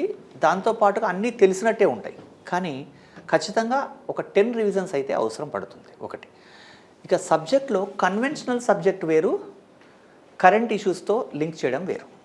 అంటే మీకు ఫస్ట్ కన్వెన్షనల్ పాలిటీ అంటే ఒక టెక్స్ట్ బుక్లో ఉండే ఇన్ఫర్మేషన్ మొత్తం మీకు తెలుసు అనుకోండి. అప్పుడు మీరు ఆ టెక్స్ట్ బుక్లో ఉన్న ఇన్ఫర్మేషన్ అంతా తెలిసిన తర్వాత కరెంట్ ఇష్యూతో ఈజీగా లింక్ చేయొచ్చు. ఫస్ట్ కన్వెన్షనల్ ఏరియా మీద కమాండ్ ఉండాలి. ఇప్పుడు రీసెంట్గా మీరు నిన్న మొన్న న్యూస్ పేపర్స్లో ఏం చూశారు? పాలిటీ రిలేటెడ్ పాయింట్స్ బాగా పాపులర్గా కనపడ్డ విషయాలు ఏంటి మీకు ఈ 1 weekలో? స్పీకర్ని రిమూవ్ చేయాలని చెప్పి ఒక ప్రపోజల్ వచ్చింది కదా. ఏంటిది అసలు? స్పీకర్ ఎవరు? ప్రజెంట్ స్పీకర్ మనకి ఓం బిర్లా కదా. లోక్సభలో ఓం బిర్లా అని ఆయన స్పీకర్గా ఉన్నాడు. ప్రజెంట్గా మనం ఏ లోక్సభలో ఉన్నాం? 18th లోక్సభ. ఇక్కడ నుంచి మీరు ఏం చదువుతారు? సబ్జెక్ట్ క్లాస్లో ఏం చెప్తాను నేను అంటే, స్పీకర్ అంటే ఏంటి, ఆర్టికల్ 93 ఇండియాలో లోక్సభ స్పీకర్ ఏంటి, స్పీకర్ ఎలక్షన్ ఏంటి, 94లో సిలో స్పీకర్ రిమూవల్ ఏంటి, ఈ స్టోరీ అంతా కన్వెన్షనల్ ఏరియా. మరి దీని మీద కరెంట్ ఇష్యూని బేస్ చేసుకొని, అవేర్నెస్ బేస్ చేసుకొని క్వశ్చన్లు ఏం అడుగుతాడు అంటే ఇప్పుడు ఫర్ ఎగ్జాంపుల్ ప్రజెంట్గా ఉన్న ఓం బిర్లా స్పీకర్ అవ్వాలంటే ఖచ్చితంగా అతను ఎంపీ అయి ఉండాలి. ఏ కాన్స్టిట్యుయెన్సీ నుంచి రిప్రజెంట్ చేస్తున్నాడు, ఏ నియోజకవర్గం నుంచి? కోటా. ఎక్కడుంది కోటా? రాజస్థాన్లో ఉన్న కోటా నుంచి ఇతను లోక్సభ మెంబర్గా ఉన్నాడు. ఇది బేసిక్ సమాచారం. స్పీకర్ రిమూవల్ గురించి తెలియజేస్తున్న ఆర్టికల్ ఏంటి? మీరు న్యూస్ పేపర్లో చూస్తే 94C అని ఉంటుంది. ఈ స్పీకర్ రిమూవల్ రీసెంట్ ఇష్యూ కదా. ఇప్పుడు మనకి మీరు రాస్తున్న ఎగ్జామినేషన్ ఏంటి? టీజీపీఎస్సీ లేదా ఏపీపీఎస్సీ. కాబట్టి తెలుగు స్టేట్స్ నుంచి ఎవరైనా స్పీకర్స్ ఉన్నారా ఇప్పటిదాకా? మనం 18th లోక్సభలో ఉన్నాం కదా. ఫస్ట్ లోక్సభ నుంచి ఇప్పటిదాకా ఉన్న 18th లోక్సభ వరకు తెలుగు స్టేట్స్లో ఎవరైనా స్పీకర్స్ ఉన్నట్టు మీకు ఐడియా ఉందా? నీలం సంజీవరెడ్డి, వెరీ గుడ్. ఇంకా నీలం సంజీవరెడ్డి స్పీకర్గా ఉన్నాడు.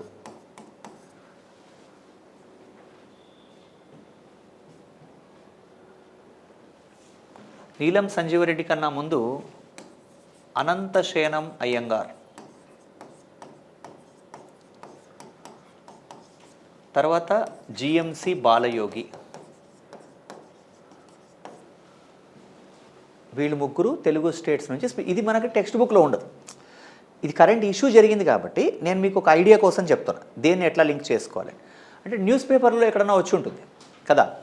తెలుగు రాష్ట్రాల నుంచి అనంతశయనం అయ్యంగార్, నీలం సంజీవరెడ్డి, జిఎంసి బాలయోగి వీళ్ళు ముగ్గురు కూడా స్పీకర్లుగా వ్యవహరించారు. They act as a speakers of Lok Sabha.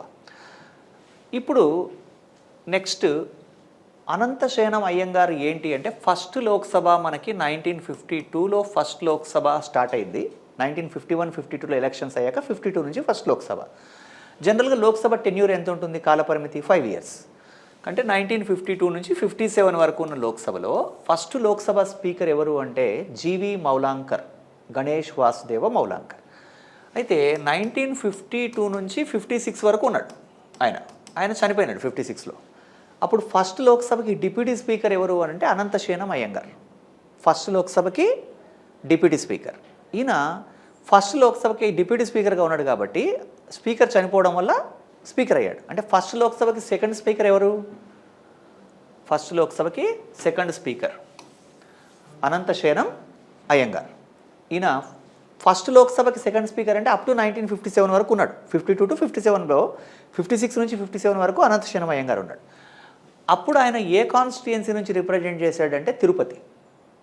తర్వాత 1957లో మళ్ళీ ఇతను లోక్సభ ఎంపీగా ఎలక్ట్ అయ్యాడు. అప్పుడు చిత్తూరు కాన్స్టిట్యుయెన్సీ. 57 నుంచి 62 వరకు రెండవ లోక్సభలో కూడా స్పీకర్గా ఉన్నాడు. ఎవరు? అనంతశయనం అయ్యంగార్. అంటే 2 times, అంటే ఒకసారి ఏమో 1 year ఉన్నాడు, తర్వాత 5 years కంప్లీట్ టెన్యూర్గా ఉన్నాడు. తర్వాత నీలం సంజీవరెడ్డి కాంగ్రెస్ పార్టీ రిప్రజెంటేటివ్. అనంతశయనం అయ్యంగార్ కూడా కాంగ్రెస్ పార్టీ. ఇక్కడ నీలం సంజీవరెడ్డి హిందూపూర్ కాన్స్టిట్యుయెన్సీ నుంచి ఎంపీగా ఎన్నికయ్యాక స్పీకర్ అయ్యాడు. తర్వాత ఏం చేశాడు? కాంగ్రెస్ నుంచి ఉండడం ఎందుకు అని అంటే రిజైన్ చేశాడు తన పొజిషన్కి. తర్వాత మళ్ళీ 77లో మళ్ళీ స్పీకర్ అయ్యాడు. అప్పుడు అతను నంద్యాల కాన్స్టిట్యుయెన్సీ నుంచి రిప్రజెంట్ చేశాడు 1977లో. సో అంటే అనంతశయనం అయ్యంగారేమో ఫస్ట్ లోక్సభలో 1 year, సెకండ్ లోక్సభ. తర్వాత మనకి నీలం సంజీవరెడ్డి కూడా 2 వేరు సందర్భాలు ఉన్నాడు. జిఎంసి బాలయోగి ఇతను తెలుగుదేశం పార్టీ నుంచి ఎంపీగా ఎలక్ట్ అయ్యాడు, టీడీపీ నుంచి. ఫస్ట్ 12th లోక్సభలో ఇతను speaker from the regional party. అంటే నేషనల్ పార్టీ వాళ్ళే ఉంటారు మామూలుగా. ఫస్ట్ పర్సన్ రీజనల్ పార్టీ నుంచి స్పీకర్గా ఉన్న వ్యక్తి ఎవరు? జిఎంసి బాలయోగి. ఇతను first Dalit speaker in India.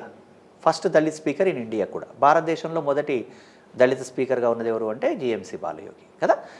అంటే ఇక్కడ మనల్ని క్వశ్చన్లు ఈసారి ఇవన్నీ ఎక్కడి నుంచి అడుగుతాడు అంటే ఇష్యూ ఉంది కాబట్టి అడుగుతారు కదా. అంటే ఇవి మనకు తెలుసుంటే స్పీకర్ అనే ఇన్ఫర్మేషన్ ఏమో కన్వెన్షనల్ ఏరియా, ఇదేమో కరెంట్ ఇష్యూ కదా. ఇవన్నీ తెలుసుకున్నప్పుడు దీని మీద ఇంకా ఎలా అడుగుతాడు? కొంచెం basic information, facts. Who served as a speaker longest period, అత్యధిక కాలం భారతదేశంలో స్పీకర్గా వ్యవహరించిన వ్యక్తి ఎవరు అంటే బలరామ్ జక్కర్. 9 ఇయర్స్ పైన 1980 నుంచి 89 వరకు. ఇక్కడ షార్టెస్ట్ పీరియడ్ అంటే బలిరామ్ భగత్ అని ఇంకొక ఆయన ఇద్దరు పేర్లు ఇలాగే ఉన్నాయి దగ్గరగా. సో ఇప్పుడు మనం ఏ లోక్సభలో ఉన్నాం అనుకున్నాం? 18th. ఇప్పుడు డిప్యూటీ స్పీకర్ ఎవరు ప్రజెంట్గా? 18th లోక్సభలో లేరు. 17th లోక్సభలో లేరు. ఫస్ట్ టు 18th లోక్సభలో 17th లోక్సభ అండ్ 18th లోక్సభలో we are not having a deputy speakers కదా. అంటే ఏ లోక్సభలో డిప్యూటీ స్పీకర్ లేరు అంటే ఇప్పుడు లేరు కదా. సో క్వశ్చన్ ఎలాగైనా అడగవచ్చు. ఆ ఏరియా మీద మనకు కమాండ్ ఉన్నప్పుడు నెక్స్ట్ మీరు కవర్ చేసిన తర్వాత ఇంకా దీని మీద ఎంతైనా కనెక్టివిటీ తీసుకోవచ్చు. ఈజీగా మనం ప్రిపేర్ అవ్వడానికి అవకాశం ఉంటుంది. అలాగే లోక్సభ రాజ్యసభ మధ్య ఏదైనా ఒపీనియన్ విషయంలో డిఫరెన్స్ ఆఫ్ ఒపీనియన్ వస్తే డెడ్లాక్ అరైజ్ అవుతే జాయింట్ సిట్టింగ్ పెడతాడు ప్రెసిడెంట్ ఆర్టికల్ 108 ప్రకారం. ఇప్పటిదాకా ఇండియాలో జాయింట్ సిట్టింగ్స్ ఎన్నిసార్లు జరిగాయి అంటే 3 times. 1961 dowry prohibition bill, 1978 banking service commission resolve చేయడానికి సంబంధించిన బిల్లు, 2002లో పోటా. ఇలా ఈ joint who presides over the joint sitting అంటాడు. ఉభయ సభల సంయుక్త సమావేశానికి ఒకవేళ లోక్సభలో బిల్ యాక్సెప్ట్, మామూలుగా ప్రొసీజర్ ఏంటి? లోక్సభలో బిల్ యాక్సెప్ట్ చేయాలి, రాజ్యసభలో యాక్సెప్ట్ చేయాలి, ఆ తర్వాత ప్రెసిడెంట్ యాక్సెప్ట్ చేస్తే బిల్ యాక్ట్ అవుతుంది కదా. అలా కాకుండా ఏదైనా ఒక బిల్ విషయంలో డిఫరెన్స్ ఆఫ్ ఒపీనియన్ వచ్చింది, లోక్సభ ఎస్ అని రాజ్యసభ నో అన్నారు, అలాంటప్పుడు ఏమవుతుంది? Joint sitting. ఇట్లా జాయింట్ సిట్టింగ్ ఇప్పటిదాకా ఎన్నిసార్లు జరిగింది? 3 times. ఇక్కడ ఎప్పుడు ఎవరు దానికి ప్రిసైడ్ ఎవరు అధ్యక్షత వహించారని కూడా అడగచ్చు. సో ఇది ఇష్యూ జరిగింది కాబట్టి. ఇష్యూ లేకపోతే ఇవన్నీ ఏమీ లేవు కదా. మీ ఎగ్జామినేషన్కి ముందు జరుగుతున్నటువంటి విషయాల మీద మీకు ఫోకస్ ఉండాలి. ఇవి ఎప్పుడు కవర్ అవుతాయి? మీకు మొత్తం కన్వెన్షనల్ ఏరియా అంతా కమాండ్ ఉంటే ఆటోమేటిక్గా ఇవి లింక్ అవుతూ వస్తాయి. మగ్గింగ్ చేయకుండానే చదువుతున్నప్పుడు గుర్తుండిపోతాయి కదా. సో ఇది ఒకటి గుర్తుపెట్టుకోండి. ఇంకొకటి ఏంటంటే, అంటే నేను లింక్ చేయడం ఎలా అనేది చెప్తున్నాను. ఇక్కడ ఓ కాన్సెప్ట్ని కనుక మీరు ఇంటర్లింక్ చేయగలిగితే పెద్దగా స్ట్రెస్ లేకుండానే గుర్తుపెట్టుకోవచ్చు. ఫర్ ఎగ్జాంపుల్, మీకు స్టేట్ సర్వీస్ ఎగ్జామినేషన్కి యూపీఎస్సీకి ఉన్న డిఫరెన్స్ ఏంటి ఇక్కడ మేజర్గా అంటే, ఇంతకుముందు అది బాగా ఉండేది, ఇప్పుడు అది తగ్గింది. మీరు ఆర్టికల్స్ మాత్రమే కాదు, ఇంక్లూడింగ్ సబ్ క్లాసెస్ ఉపనిబంధనలు కూడా గుర్తుపెట్టుకోవాలి. ఎక్కడ స్టేట్ సర్వీస్ ఎగ్జామినేషన్ రాస్తున్నట్లయితే ఇప్పుడు ఫర్ ఎగ్జాంపుల్ ఆర్టికల్ 15 అనేది గుర్తుపెట్టుకుంటే సరిపోదు. ఇక్కడ 15లో 1, 2, 3, 4, 5 ఇట్లా సబ్ క్లాసెస్ కూడా ఉంటాయి. ఇవి కూడా గుర్తుపెట్టుకోవాలి. అయితే ఒకసారి అబ్జర్వ్ చేయండి, ఒక చిన్న మోడల్ చూద్దాం. ఆర్టికల్ 15 ఏం చెప్తోంది అంటే ప్రొహిబిషన్ ఆఫ్ డిస్క్రిమినేషన్స్, వివక్షలు చూపకూడదు అని చెప్తుంది. వివక్షలు చూపకూడదు, ప్రొహిబిషన్ ఆఫ్ డిస్క్రిమినేషన్స్ అంటున్నాం. 15(1) ఏం చెబుతుందంటే government is not allowed to show the discriminations. ప్రభుత్వం వివక్షలు చూపకూడదు వ్యక్తుల మధ్య. ముఖ్యంగా 15 ఎడ్యుకేషన్ ఇన్స్టిట్యూషన్స్ సంబంధించింది అనుకోండి. మేజర్గా ఎడ్యుకేషన్ ఇన్స్టిట్యూషన్ సంబంధించి, మిగతా చోట్ల కూడా ఉంటుంది. 15 అంటే ఎడ్యుకేషన్ అనుకోండి. Government is not allowed to show the discrimination, 15(1). 15(2) citizens are not allowed to show the discrimination, పౌరులు వివక్ష చూపకూడదు, 15(2). 15(3) ఏం చెబుతోంది అని అంటే whatever the special facilities are provided for the women and children are not against the equality. ఏమన్నా మహిళలకు కానీ పిల్లలకు కానీ ఏమైనా ప్రత్యేకమైన అంటే రిజర్వేషన్లు ఇస్తే అది సమానత్వానికి వ్యతిరేకం అనుకోవద్దు. Whatever the special facilities are provided for the women and children are not against the equality, 15(3). 15(4) SC ST reservation. 15(4) ఎవరు? SC ST. 15(5) ఏంటి? ఓబీసీ. 15(4) ఏమో ఎస్సీ ఎస్టీ, 15(4) ఏమో ఓబీసీ, 15(5) ఏమో ఓబీసీ, 15(3) ఏమో ఉమెన్, 15(6) ఏమో ఈడబ్ల్యూఎస్. ఒకసారి అబ్జర్వ్ చేయండి, 15(1)లో గవర్నమెంట్ వివక్షలు చూపొద్దు అంటున్నారు, 15(2)లో citizens, 15(3) women, 15(4) SC ST, 15(5) OBC, 15(6) EWS. ఇప్పుడు చెప్పండి, 15(1)లో ఎవరు వివక్షలు చూపొద్దు? Who is not allowed to show the discrimination? Government. 15(2), 15(3), 15(4), 15(5), 15(6). ఎన్నిసార్లు విన్నారు మీరు? ఒకేసారి విన్నారు కదా. ఎలా గుర్తున్నాయి మరి? సార్ ఇప్పుడే విన్నాం కాబట్టి గుర్తున్నాయంటారా? Related topics. మీరు కాన్సెప్ట్ అంతా లింక్ చేయగలిగితే ఒకదానికొకటి చాలా ఈజీగా గుర్తుంటుంది. అంతేగాని మగ్ చేస్తే గుర్తుండదు ఏదైనా. ఇప్పుడు ఫర్ ఎగ్జాంపుల్ మీరు చూడండి, ఒక పర్సన్ మ్యారేజ్ అయ్యి రిసెప్షన్ జరుగుతోంది అనుకోండి. అప్పుడే వాడికి మ్యారేజ్ అయింది, వాడి వైఫ్ అందరినీ పరిచయం చేస్తుంది. ఈయన మా ఫ్రెండ్, ఈయన మా క్లాస్మేటు, వీళ్ళు మా అంకులు, అందరినీ ఒక 200 మంది వెళ్ళిపోయినారు. ఇప్పుడు వాడిని, అరే వీళ్ళందరి పేర్లు చెప్పు, ఇంతకుముందు నేను చెప్పాను కదా, ఒకసారి లిస్ట్ అవుట్ చేయి, అన్నీ మళ్ళీ ఒకసారి గుర్తు చేస్తాను చెప్పు, నాకు ఫస్ట్ నువ్వు ఎవడొచ్చాడు చెప్పు, అక్కడ నుంచి అన్నారు అనుకో, వాడు చెప్పగలడా? చెప్పలేడు. కానీ ఒక 4-5 సంవత్సరాల తర్వాత వీళ్ళలో ఒక 20 మందితో వీడికి ఒక రిలేషన్ డెవలప్ అవుతుంది. అప్పుడు వాడికి పేర్లు అందరికీ గుర్తుంటాయి కదా. ఈ సబ్జెక్ట్ కూడా అంతే. మనం దాన్ని 15-1, 15-2 అని కాకుండా, ఇప్పుడు నేను జస్ట్ ఒక ఐడియా ఇచ్చాను అంతే. డీటెయిల్డ్గా వాట్ ఈజ్ 15-1, 15-2 ఎలాబొరేట్గా అర్థం చేసుకున్నప్పుడు మీరు దాంట్లో పెద్ద కన్ఫ్యూజన్ అవ్వాల్సిన అవసరం లేదు, ఈజీగా గుర్తుంటుంది కదా. సో కాబట్టి ఎప్పుడైనా సరే కాన్సెప్ట్ నేర్చుకోండి, బిట్స్ మకింగ్ చేయకండి, బిట్లుగా గుర్తుపెట్టుకోకండి. దాంతోపాటుగా ఇంకా చేయాల్సింది ఏంటంటే, ఫస్ట్ థింగ్ మనం కాంపిటిటివ్ ఎగ్జామినేషన్లో కొన్ని బేసిక్ థింగ్స్ అయితే తెలిసి ఉండాలండి. ఇక్కడ సక్సెస్ అవ్వాలంటే అవుట్ స్టాండింగ్ నాలెడ్జ్ అవసరం లేదు. కాంపిటిటివ్ ఎగ్జామినేషన్లో ఉద్యోగం రావాలంటే అసాధారణమైన తెలివితేటలు అవసరం లేదు. కానీ కాన్స్టెంట్గా ఒక వర్క్ చేయాలి. మినిమం నాలెడ్జ్ ఉన్నా పర్వాలేదు, కాన్స్టెంట్గా వర్క్ చేయాలి. ఇంకా రూల్ ఆఫ్ థమ్గా గుడ్డిగా వెళ్ళకూడదు. ఇక్కడ చాలామంది సక్సెస్ అవ్వకపోవడానికి, ఫెయిల్ అవ్వడానికి రీజన్స్ ఏంటంటే, వాళ్ళ చేతిలో హైదరాబాద్ మ్యాప్ ఉంటుంది, వాళ్ళేమో బెంగళూరులో వెతుకుతూ ఉంటారు, వాళ్ళకి కావాల్సిందేమో తాజ్మహల్. ఏది సిలబస్సో తెలియదు, ఎన్ని మార్కుల వెయిటేజో తెలియదు, ఎక్కడి నుంచి క్వశ్చన్స్ వస్తాయో తెలియదు, చదువుతూ ఉంటారు.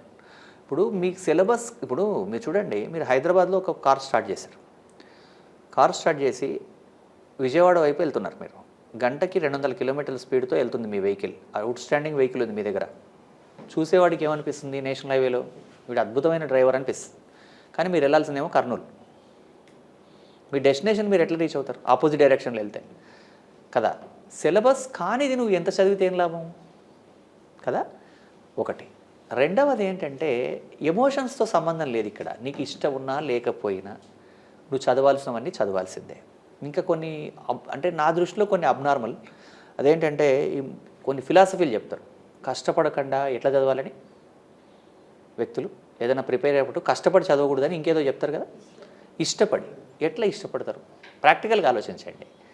ఇప్పుడు పాలిటీ, హిస్టరీ, జాగ్రఫీ ఏమి తెలుగు సినిమాలా, లేకపోతే మనకి ఇంట్రెస్టింగ్గా అంతే కదా. ఇప్పుడు మనకి ఇది అవసరం, మనం ఒక ఎగ్జామ్ రాస్తున్నాం, మనకు ఒక సర్వీస్ కావాలి, దానికోసం మనం చదవాలి.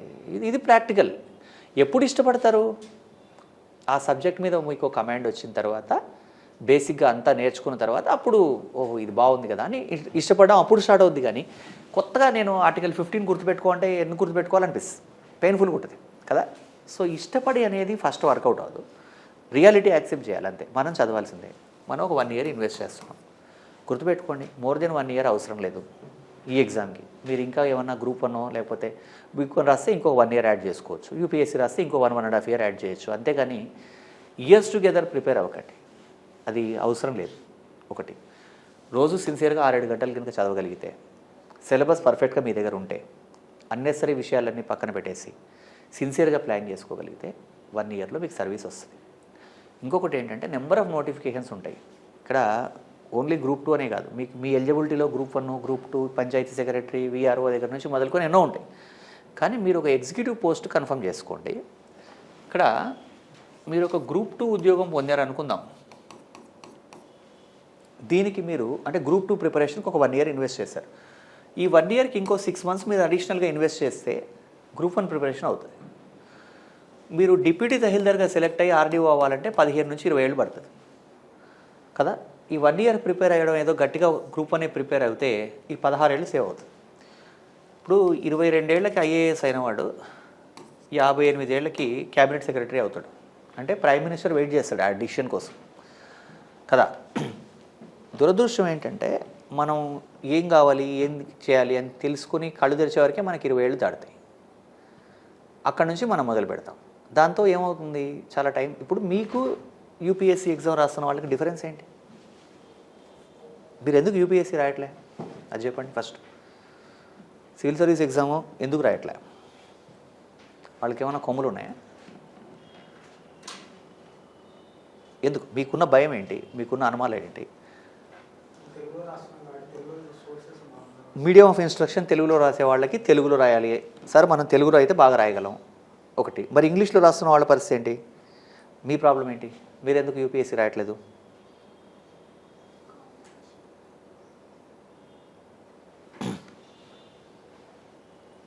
మీరు రాయకపోవడానికి మీ రీజన్స్ ఏంటి?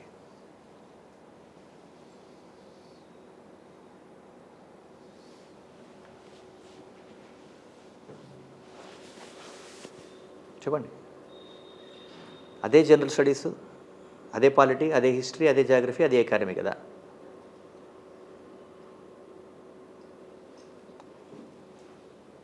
కాన్ఫిడెన్స్ తక్కువనా, లేకపోతే ఇది ఈజీ అనుకుంటున్నారా? అట్లా అదైతే చాలా టైం పడుతుంది అనుకుంటున్నారా? లేకపోతే మీకు ఏమన్నా బ్యారియర్స్ ఉన్నాయా, లాంగ్వేజ్ కానీ మ్యాథమెటిక్స్ కానీ ఇంకోటి ఏమన్నా అట్లా? మీరు ఎందుకు అంటే మీరు రాస్తున్న గ్రూప్ 2 యూపీఎస్సీ రాసేవాళ్ళు రాయరా? ఇప్పుడు యూపీఎస్సీకి వెళ్ళాడు ఒక పర్సన్, ఇంటర్వ్యూ ఫెయిల్ అయ్యాడు అనుకుందాం, అతను రాయడా ఈ ఎగ్జామ్? మరి వాళ్ళు మీ కాంపిటీషనే కదా. అలాంటి వాళ్ళు 1000 మంది ఉంటారా దేశం మన తెలుగు రాష్ట్రాల్లో? ఈజీగా ఉంటారు కదా.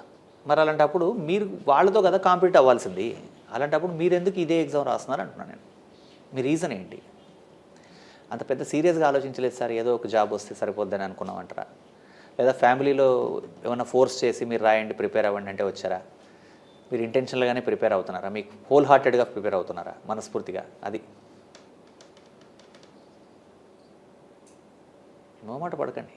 ఇక్కడ అన్నీ టకటక మీరు వెనక్కి అట్లా తిరిగి చూసేలోపు 2 months అయిపోద్ది, అప్పట్లో పని అయిపోతాయి. అందుకని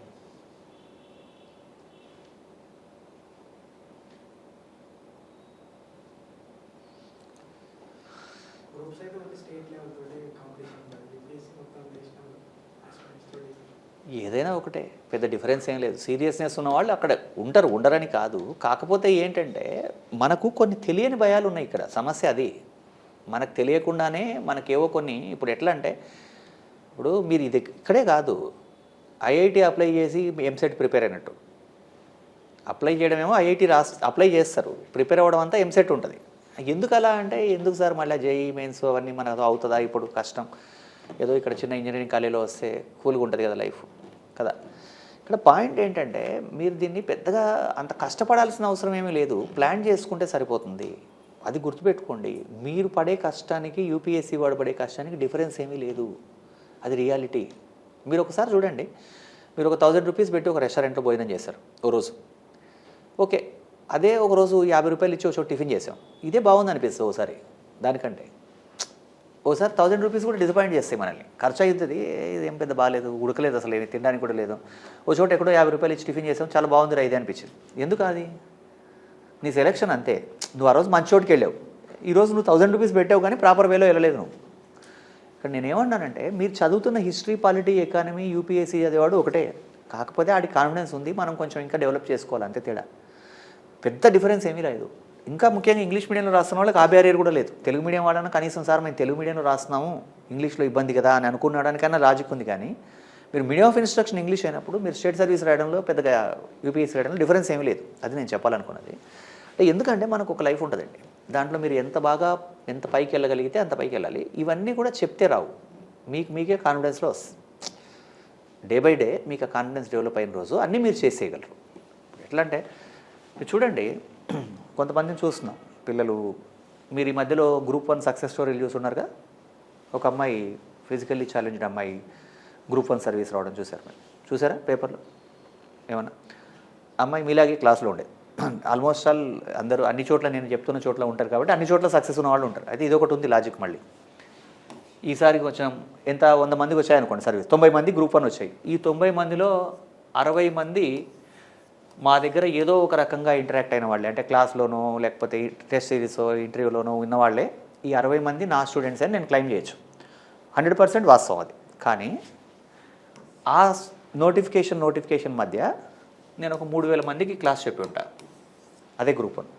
అంటే ఈ 2940 మెంబర్స్కి నా ఆధ్వర్యంలోనే ఫెయిల్యూర్ కూడా వచ్చినట్లు లెక్క. సక్సెస్ మాత్రం నా అకౌంట్లో వేసుకొని వాళ్ళ ఫెయిల్యూర్ నాకు సంబంధం లేదు అనలేం కదా. అంటే నేను చెప్పాలనుకున్న పాయింట్ ఏంటంటే ఫ్యాకల్టీ ఎవరికి ఏది చెప్పడు, ఫ్యాకల్టీ అందరికీ ఒకటే చెప్తాడు. సక్సెస్ ఫెయిల్యూర్ వాళ్ళ డిపెండెన్స్. అయితే అమ్మాయి ఎందుకు ఎగ్జాంపుల్ చెప్పానంటే, అమ్మాయి గ్రూప్ 2 రాసింది. గ్రూప్ 2 రాయడానికి ముందు వచ్చి కలిసినప్పుడు సార్ మాకు ఇట్లా పరిస్థితి చాలా లో లెవెల్ ఫ్యామిలీ, ఫైనాన్షియల్గా కొంచెం వీక్, అయినా కూడా సీరియస్ ఎఫర్ట్స్ ఉన్నాయి. నేను ఒక సందర్భంలో మాట్లాడినప్పుడు యూపీఎస్సీ రాయొచ్చు కదా అంటే, సార్ ఒక కాన్ఫిడెన్స్ వస్తే నేను చేస్తాను, వర్కౌట్ చేస్తాను, 1 by 1 చేద్దామని వరుసగా 4 ఉద్యోగాలు వచ్చాయి.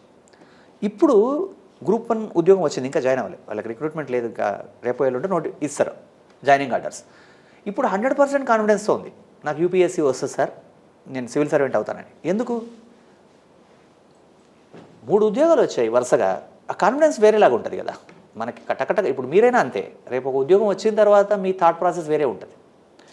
కాకపోతే ఏంటంటే మనం బేసిక్గా స్టార్ట్ చేసేప్పుడు ఏదో ఒకటి కావాలి, మనకు ఫస్ట్ సోషల్ రెస్పెక్ట్ ఉండాలి, ఫ్యామిలీకి ఒక సెక్యూరిటీ కావాలి, మనకు కూడా ఒక ఇవన్నీ ఉంటాయి, మనందరికీ అలా ఉంటాయి. అక్కడ నుంచి మొదలు పెట్టండి, ఆగొద్దండి. ఒకసారి ఒక ఉద్యోగం వచ్చిన తర్వాత మీరు ఎవరు చెప్పినా ఆగరు, ఆటోమేటిక్గా వెళ్తారు. కాకపోతే ఒక్కొక్కల మన డీవియేషన్ ఎట్లుంటుందంటే సడన్గా ఇది చాలే కంఫర్ట్ జోన్లోకి వెళ్ళిపోతారు కదా.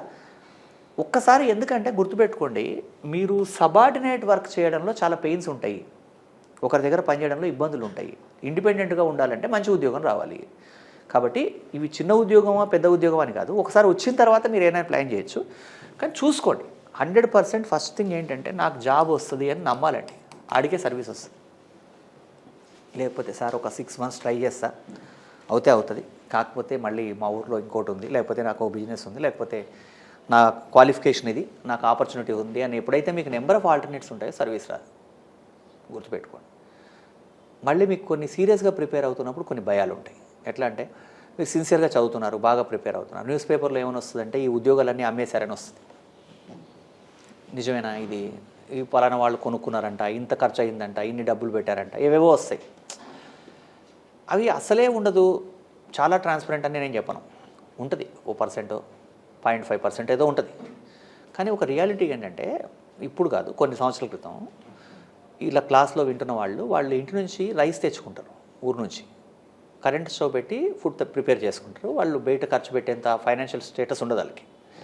అలాంటి ఒక అబ్బాయి అంటే ఈరోజు కరెంట్ లేకపోతే ఈరోజు ఫుడ్ తినలేడు, ఇంకా వంట చేసుకునే తినాలి, 100 రూపాయలు పెట్టి హోటల్లో తినే డబ్బులు లేవు. అలాంటి వాళ్ళకి సర్వీసులు వచ్చాయి. వాళ్ళు లక్షల రూపాయలు కాదు, ఒక 10,000 రూపాయలు ఎవరైనా 20,000 10,000 రూపాయలు అడిగితే కూడా ఇవ్వలేని పరిస్థితి, ఇవ్వడానికి లేవు వాళ్ళ దగ్గర, సోర్స్ కూడా లేదు, ఎవరు ఇవ్వరు వాళ్ళకి. అలాంటి వాళ్ళకి సర్వీస్ వచ్చిందంటే దాని మీనింగ్ ఏంటి? ఉంది కదా, రియాలిటీలో ఎక్కడో ఉంది కదా. ఇప్పుడు వీళ్ళందరికీ సర్వీసులు వచ్చాయి కొంతమందికి, నేను కళ్ళతో చూసిన వాళ్ళు, నా క్లాస్లో ఉన్నవాళ్ళు, మీలాంటి వాళ్ళే, మీకంటే ముందు బ్యాచ్లో ఉన్నవాళ్ళు, వీళ్ళందరూ కూడా డబ్బులు పెట్టుకునే స్థితిలో ఉన్నవాళ్ళు కాదు, లేదు, వాళ్ళకి ఆ ఛాన్స్ లేదు, ఆ సోర్స్ కూడా లేదు. అంటే అర్థం ఏంటి? సర్వీసులు నిజాయితీగా ప్రిపేర్ అవుతే వస్తాయనే కదా. అంతే, మీకు తెలిసిపోద్దండి. మీరు ఎగ్జామ్ రాసిన రోజే మీకు క్లారిటీ వస్తుంది, మీకు సర్వీస్ వస్తుందా లేదా మీకు తెలిసిపోద్ది ఆ రోజే దాదాపుగా. కాకపోతే మీరు చెప్పండి, మీకు ఎప్పుడన్నా ఒక రోమన్ లెటర్ని ఇక్కడ చూస్తే, పేపర్లోనో హోర్డింగ్లోనో చూస్తే మీకు ఒక ఫీల్ గుడ్ ఫ్యాక్టర్ ఏదైనా కలుగుతుందా మనసులో? ఇట్లా గ్రూప్ 2 అన్నట్టుగా అనిపిస్తే ఇదేదో మనకు సంబంధించింది అనే ఫీలింగ్ ఏమైనా అనిపిస్తుందా? ఎప్పుడన్నా ఏదన్నా ఈ నెంబర్ చూస్తున్నప్పుడు, పేపర్లో చూస్తున్నప్పుడు అనిపిస్తుందంటే మీరు ఆ లైన్లో ఉన్నట్టు. అంటే తెలుస్తుంటుంది, నేను మీకు తెలియకుండానే అదేదో మనకు ఫెమిలియర్. కొన్ని ఫోన్ నెంబర్లలో ఒక నెంబర్ రాగానే మనకు ఫీల్ గుడ్ ఫ్యాక్టర్ కలుగుతుంది, కొన్ని నెంబర్లు చూస్తే ఇరిటేషన్ కలుగుతుంది. అట్లా ఇట్లా మీకు చూస్తున్నప్పుడు ఏదో ఒక పాజిటివ్ వైబ్ మనకు ఉందంటే మనం ఆ రూట్లో ఉన్నామని, తొందరలో సర్వీస్ వస్తుందని అర్థం. 1 year ప్లాన్ చేసుకోండి. మీకు ఒక లాంగ్వేజ్ తెలుగో ఇంగ్లీషో చదవడం రాయడం వస్తే చాలు, మీకు ఇంకా వేరే ఏం అక్కర్లేదు. చెప్పింది చెప్పినట్టు ఈ రోజు ఆ రోజు ఒక 1.5 hour ఇన్వెస్ట్ చేయండి, సిన్సియర్గా చదవండి. ఆ రోజు మీకు 100% పాలిటీలో సర్వీస్ రావడానికి కాదు, ర్యాంక్ రావడానికి సరిపోయిన మార్కులు వస్తాయి. అయితే ఇక్కడ ఒక రియాలిటీ తెలుసుకోవాలి. Out of 75, out of 50, out of 75కి 75 ఇండియన్ పాలిటీలో, లేదా 50కి 50 రావాలని ఈ క్లాస్లో ఉన్న వాళ్ళు ఎంతమంది కోరుకుంటున్నారు? ఇంకా 75 అవుట్ ఆఫ్ 75 లేదా 50కి 50 రావాలి సార్ మాకు అని ఎక్స్పెక్ట్ చేస్తాం వాళ్ళు ఎంతమంది? ఇంకా కొంచెం అంటే 30-35 ఫుల్గానా? 4 మంది. మిగతా వాళ్ళు ఎక్స్పెక్ట్ చేయట్లేదు అలా? 60 to 70 రావాలనుకుంటున్నారు అవుట్ ఆఫ్ 75కి. ఓకే, 75, 50-50 రావు. ఎందుకు రావంటే అవుట్ ఆఫ్ 75కి లేదా అవుట్ ఆఫ్ 50కి, అవుట్ ఆఫ్ 75కి 65, అవుట్ ఆఫ్ 50కి 44-45 రావాలంటే మీరు ఒక 100 hours ఇన్వెస్ట్ చేయాలనుకోండి. 66 రావాలంటే 65 మార్క్స్ రావాలంటే 100 అవర్స్ ఇన్వెస్ట్ చేయాలి. 66 రావాలంటే మీ ఇన్వెస్ట్మెంట్ 150 అవర్స్ అవుతుంది. 67 అంటే అది 250 అవర్స్ అవుతుంది. అట్లా 75 అయితే 800 అవర్స్ 1000 అవర్స్ అవుతుంది. ఇలా ఎక్స్పెక్ట్ చేయకూడదు. First rule. ఎందుకంటే అంటే నువ్వేం చెప్పవా సార్, 4 పాయింట్లు చెప్పి వదిలేస్తావా, అట్లా కాదు. ప్రాక్టికాలిటీ ఏంటంటే, ఇప్పుడు ఫర్ ఎగ్జాంపుల్ నేను మీకు ఒక 5 ఇడ్లీస్ ఇచ్చాను అనుకోండి, తిన్న తర్వాత ఇంకొక ఇడ్లీ ఇస్తాను అనుకోండి, మీరు వద్దు సార్ అంటారు. లేదా బలవంతంగా తిన్నారనుకోండి, ఓ 10 వరకు ట్రై చేశారు, ఇప్పుడు ఇంకోటి ఇస్తాను అంటున్నాను నేను, ఇంకోటి కూడా తినండి సార్ ఏం కాదంటున్నా. అప్పుడు ఏమంటున్నారు, వద్దు సార్ ఇంకా ఎక్కువ తింటేనే వామిటింగ్ అయిపోతుంది ఇంకా అంటారు. 10 ఇడ్లీలు తిన్నవాడికి 11 ఇడ్లీ పెద్ద విషయమా? కష్టమే. ఎందుకంటే 10 వరకే చాలా కష్టపడి ఉంటాడు. ఇప్పుడు కొంచెం కదిలిస్తే ఇంకా వాడు తట్టుకోలేడు కదా. ఇంగ్లీష్లో ఒక సేయింగ్ ఉంటుంది, last straw for the camels break అని చెప్పేసి. అంటే ఒంటి పడిపోవడానికి చివరి గడ్డి పరక. అంటే మీరు అబ్జర్వ్ చేయండి, ఒక్కొక్కరితో మాట్లాడుతుంటాం మనం, చాలాసార్లు వాడిని బేర్ చేయి. ఒకసారి చిన్న మాట అంటాడు ఎవడో ఒకటి, మనల్ని ఇరిటేషన్ అయ్యి వాడిని కోపం వచ్చి కొట్టేంత పని చేస్తారు. ఎందుకు? అప్పటికి 100 సార్లు భరించుంటాం వాడిని, రకరకాల రీజన్స్ వల్ల పోన్లే అని ఊరుకొని ఉంటాం. ఇప్పుడు ఛాన్స్ వచ్చింది, ఒక మాట అన్నాడు, తిరగబడతాం. అంటే అంతకుముందు అన్నీ అక్కడ పనిచేస్తాయి. ఇది కూడా అంతే. గుర్తుపెట్టుకోండి, 65, 45 ఈ రేంజ్ మార్కులు వచ్చిన తర్వాత మీ టైం ఎవరికైనా సరే ఉండేది 24 అవర్సే. కాబట్టి ఫర్ ఎగ్జాంపుల్ మీరు ఇప్పుడు చూడండి సార్, 75కి 75 మార్క్స్ లేదా 50కి 50 మార్క్స్ రావడం కోసం ఎవరైనా ఒక పర్సను 1000 అవర్స్ ఇన్వెస్ట్ చేశాడు అనుకుందాం. మీకు 75కి 75 మార్క్స్ లేదా 50కి 50 మార్క్స్ వచ్చి ఎవరు మీరు ఒక్కళ్ళే ఆన్సర్ రాశారనుకోండి, మీకు ఏమన్నా భారతరత్న ఇస్తారా? 54 ఇక్కడ 74th క్వశ్చన్కి ఆన్సర్ రాసిన పర్సన్ ఈయన ఒకడే, లేకపోతే ఈ 50 క్వశ్చన్లో 47th క్వశ్చన్ ఆన్సర్ రాసింది ఈమె మాత్రమే అని గుర్తించి అట్లా అసలు ఎవరికైనా తెలుస్తుందా మీరు ఆన్సర్ రాసిన విషయం కూడా? ఆబ్జెక్టివ్ మాడ్యూల్లో ఎవరికి తెలియదు. మీ దగ్గర ఉన్న 1000 అవర్స్లో 100 గంటలు పాలిటీ 65, ఇంకొక 100 గంటలు హిస్టరీ, ఇంకో 65, ఇంకో 200 లేదా 400 అవర్స్ ఎకానమీ, ఇంకో 120. ఇట్లా మీ 1000 అవర్స్ ఇన్వెస్ట్ చేసి మీరు 600కి 400 మార్క్స్ లేదా 450కి 350 మార్క్స్ పొందడం బెటరా, 1000 అవర్స్ ఇన్వెస్ట్ చేసి 75కి 75 పొందడం బెటరా? డిఫరెంట్ అలొకేషన్ చేసి ఎక్కువ మార్కులు పొందడం కదా కావాలి, అది చేసుకోవాలి. అంటే ఇక్కడ మనకు 65, ఇక్కడ 45, ఈ 100 అవర్స్ ఇన్వెస్ట్ చేసాం, ఈ మార్క్స్ వస్తున్నాయా? ఇప్పుడు మన టైం ఇంకో చోట ఇంకో సబ్జెక్ట్లో ఇన్వెస్ట్ చేయాలి. అదే క్యాలిక్యులేటెడ్ రిస్క్. బిజినెస్ అప్రోచ్ అనేది అట్లాగే ఉండాలి తప్ప ఒకటే సబ్జెక్ట్ నేర్చుకుంటే మిమ్మల్ని ఏం పాలిటీ వీరుడు అని చెప్పేసి ఏం భారతరత్నాలు ఇవ్వరు ఇక్కడ కదా. సో కాబట్టి ఈ రియాలిటీ ప్రాక్టికాలిటీ ఉంటే తొందరగా సర్వీసులు వస్తాయి. రేపటి క్లాస్లో మీరు ఒకసారి ఒక మంచి నోట్స్ పెట్టుకోండి నీట్గా. నేను నీట్గా సిలబస్ అంతా రాయించేసి మైక్రో లెవెల్ ప్లానింగ్ కూడా ఇస్తాను. దానికంతా ఒక క్లాస్ పడుతుంది డీటెయిల్డ్గా, చాప్టర్ వైజ్, టాపిక్ వైజ్, ఇంకా సబ్ టాపిక్స్ అన్నీ. రేపు క్లాస్కి వచ్చేప్పటికి మీరు సిలబస్ కాపీలు పబ్లిక్ సర్వీస్ కమిషన్ నుంచి డౌన్లోడ్ చేసుకొని అంటే ఏపీ వాళ్ళు మీకు ఎన్ని చాప్టర్స్ ఉన్నాయి, తెలంగాణ వాళ్ళు ఎన్ని చాప్టర్స్ ఉన్నాయి అన్నీ చూసుకొని ఒకసారి చదువుకొని రండి. ఓకేనా? అలా చేయగలిగితే అప్పుడు మనం మిగతావన్నీ కూడా 1 by 1 మాట్లాడవచ్చు. ఓకే? ఏ రోజైనా సరే మీకు ఏ డౌట్ ఉన్నా ఎంబడి అడిగేయండి, క్లారిటీ తీసేసుకోండి. సో ఈరోజే మీకు ఫస్ట్ క్లాసా? ఇంతకుముందు క్లాసులు ఏమి లేవా? ఈ షెడ్యూల్ ఏం చెప్పారు ఇప్పుడు నా క్లాస్ నుంచి? 2 to 3:30 పాలిటీ, తర్వాత ఎన్ని గంటలకి ఎకానమీ. ఓకే. సో మనం ఆ సిలబస్ కాపీ రాసుకున్న తర్వాత ఆ బుక్ మీ దగ్గర ఉంచుకోండి. గుర్తుపెట్టుకోండి, ఇది గ్రూప్ 1, ఇది గ్రూప్ 2, ఇది సివిల్స్, ఇట్లా ఏమి ఉండదు. పాలిటీ వరకు నేను చెప్తున్నది ఏంటంటే, మీరు ఆబ్జెక్టివ్ ఎగ్జామినేషన్కి సంబంధించి ఇండియాలో ఏ ఎగ్జామ్ రాసినా ఇదే ఉంటుంది. ఇంకొకటి, నా వే ఆఫ్ కమ్యూనికేషన్లో ఇది గ్రూప్ 2 కాబట్టి తక్కువ, ఇది యూపీఎస్సీ ప్రిలిమ్స్ కాబట్టి ఎక్కువ, ఇట్లేముండదు. ప్రెసిడెంట్ అనేవాడు అందరికీ ప్రెసిడెంటే. కానిస్టేబుల్కి అదే ప్రెసిడెంట్, యూపీఎస్సీ వాడే ప్రెసిడెంట్, గ్రూప్ 1కి అదే ప్రెసిడెంట్. మీరు రాస్తున్న ఎగ్జామినేషన్ మీతో పాటు యూపీఎస్సీ రాసేవాళ్ళు కూడా రాస్తారు. అలాంటప్పుడు మీరు కాంపిటీట్ అవ్వాల్సింది వాళ్ళతోనే. కాబట్టి కంటెంట్ విషయంలో ఎలాంటి రాజీ ఉండదు. మీరు ఒకసారి నీట్గా నోట్స్ రాసుకోగలిగి అన్నీ పెట్టుకోగలిగితే మీకు అది అన్ని ఎగ్జామ్స్కి పనిచేస్తుంది. ఓకేనా? సో ఇంకేమైనా మాట్లాడాల్సి ఉంటే చెప్పండి, ఏమైనా డౌట్లు కానీ భయాలు కానీ ఉంటే చెప్పండి. అదర్వైజ్ రేపటి క్లాస్లో మనం సిలబస్తో స్టార్ట్ చేద్దాం.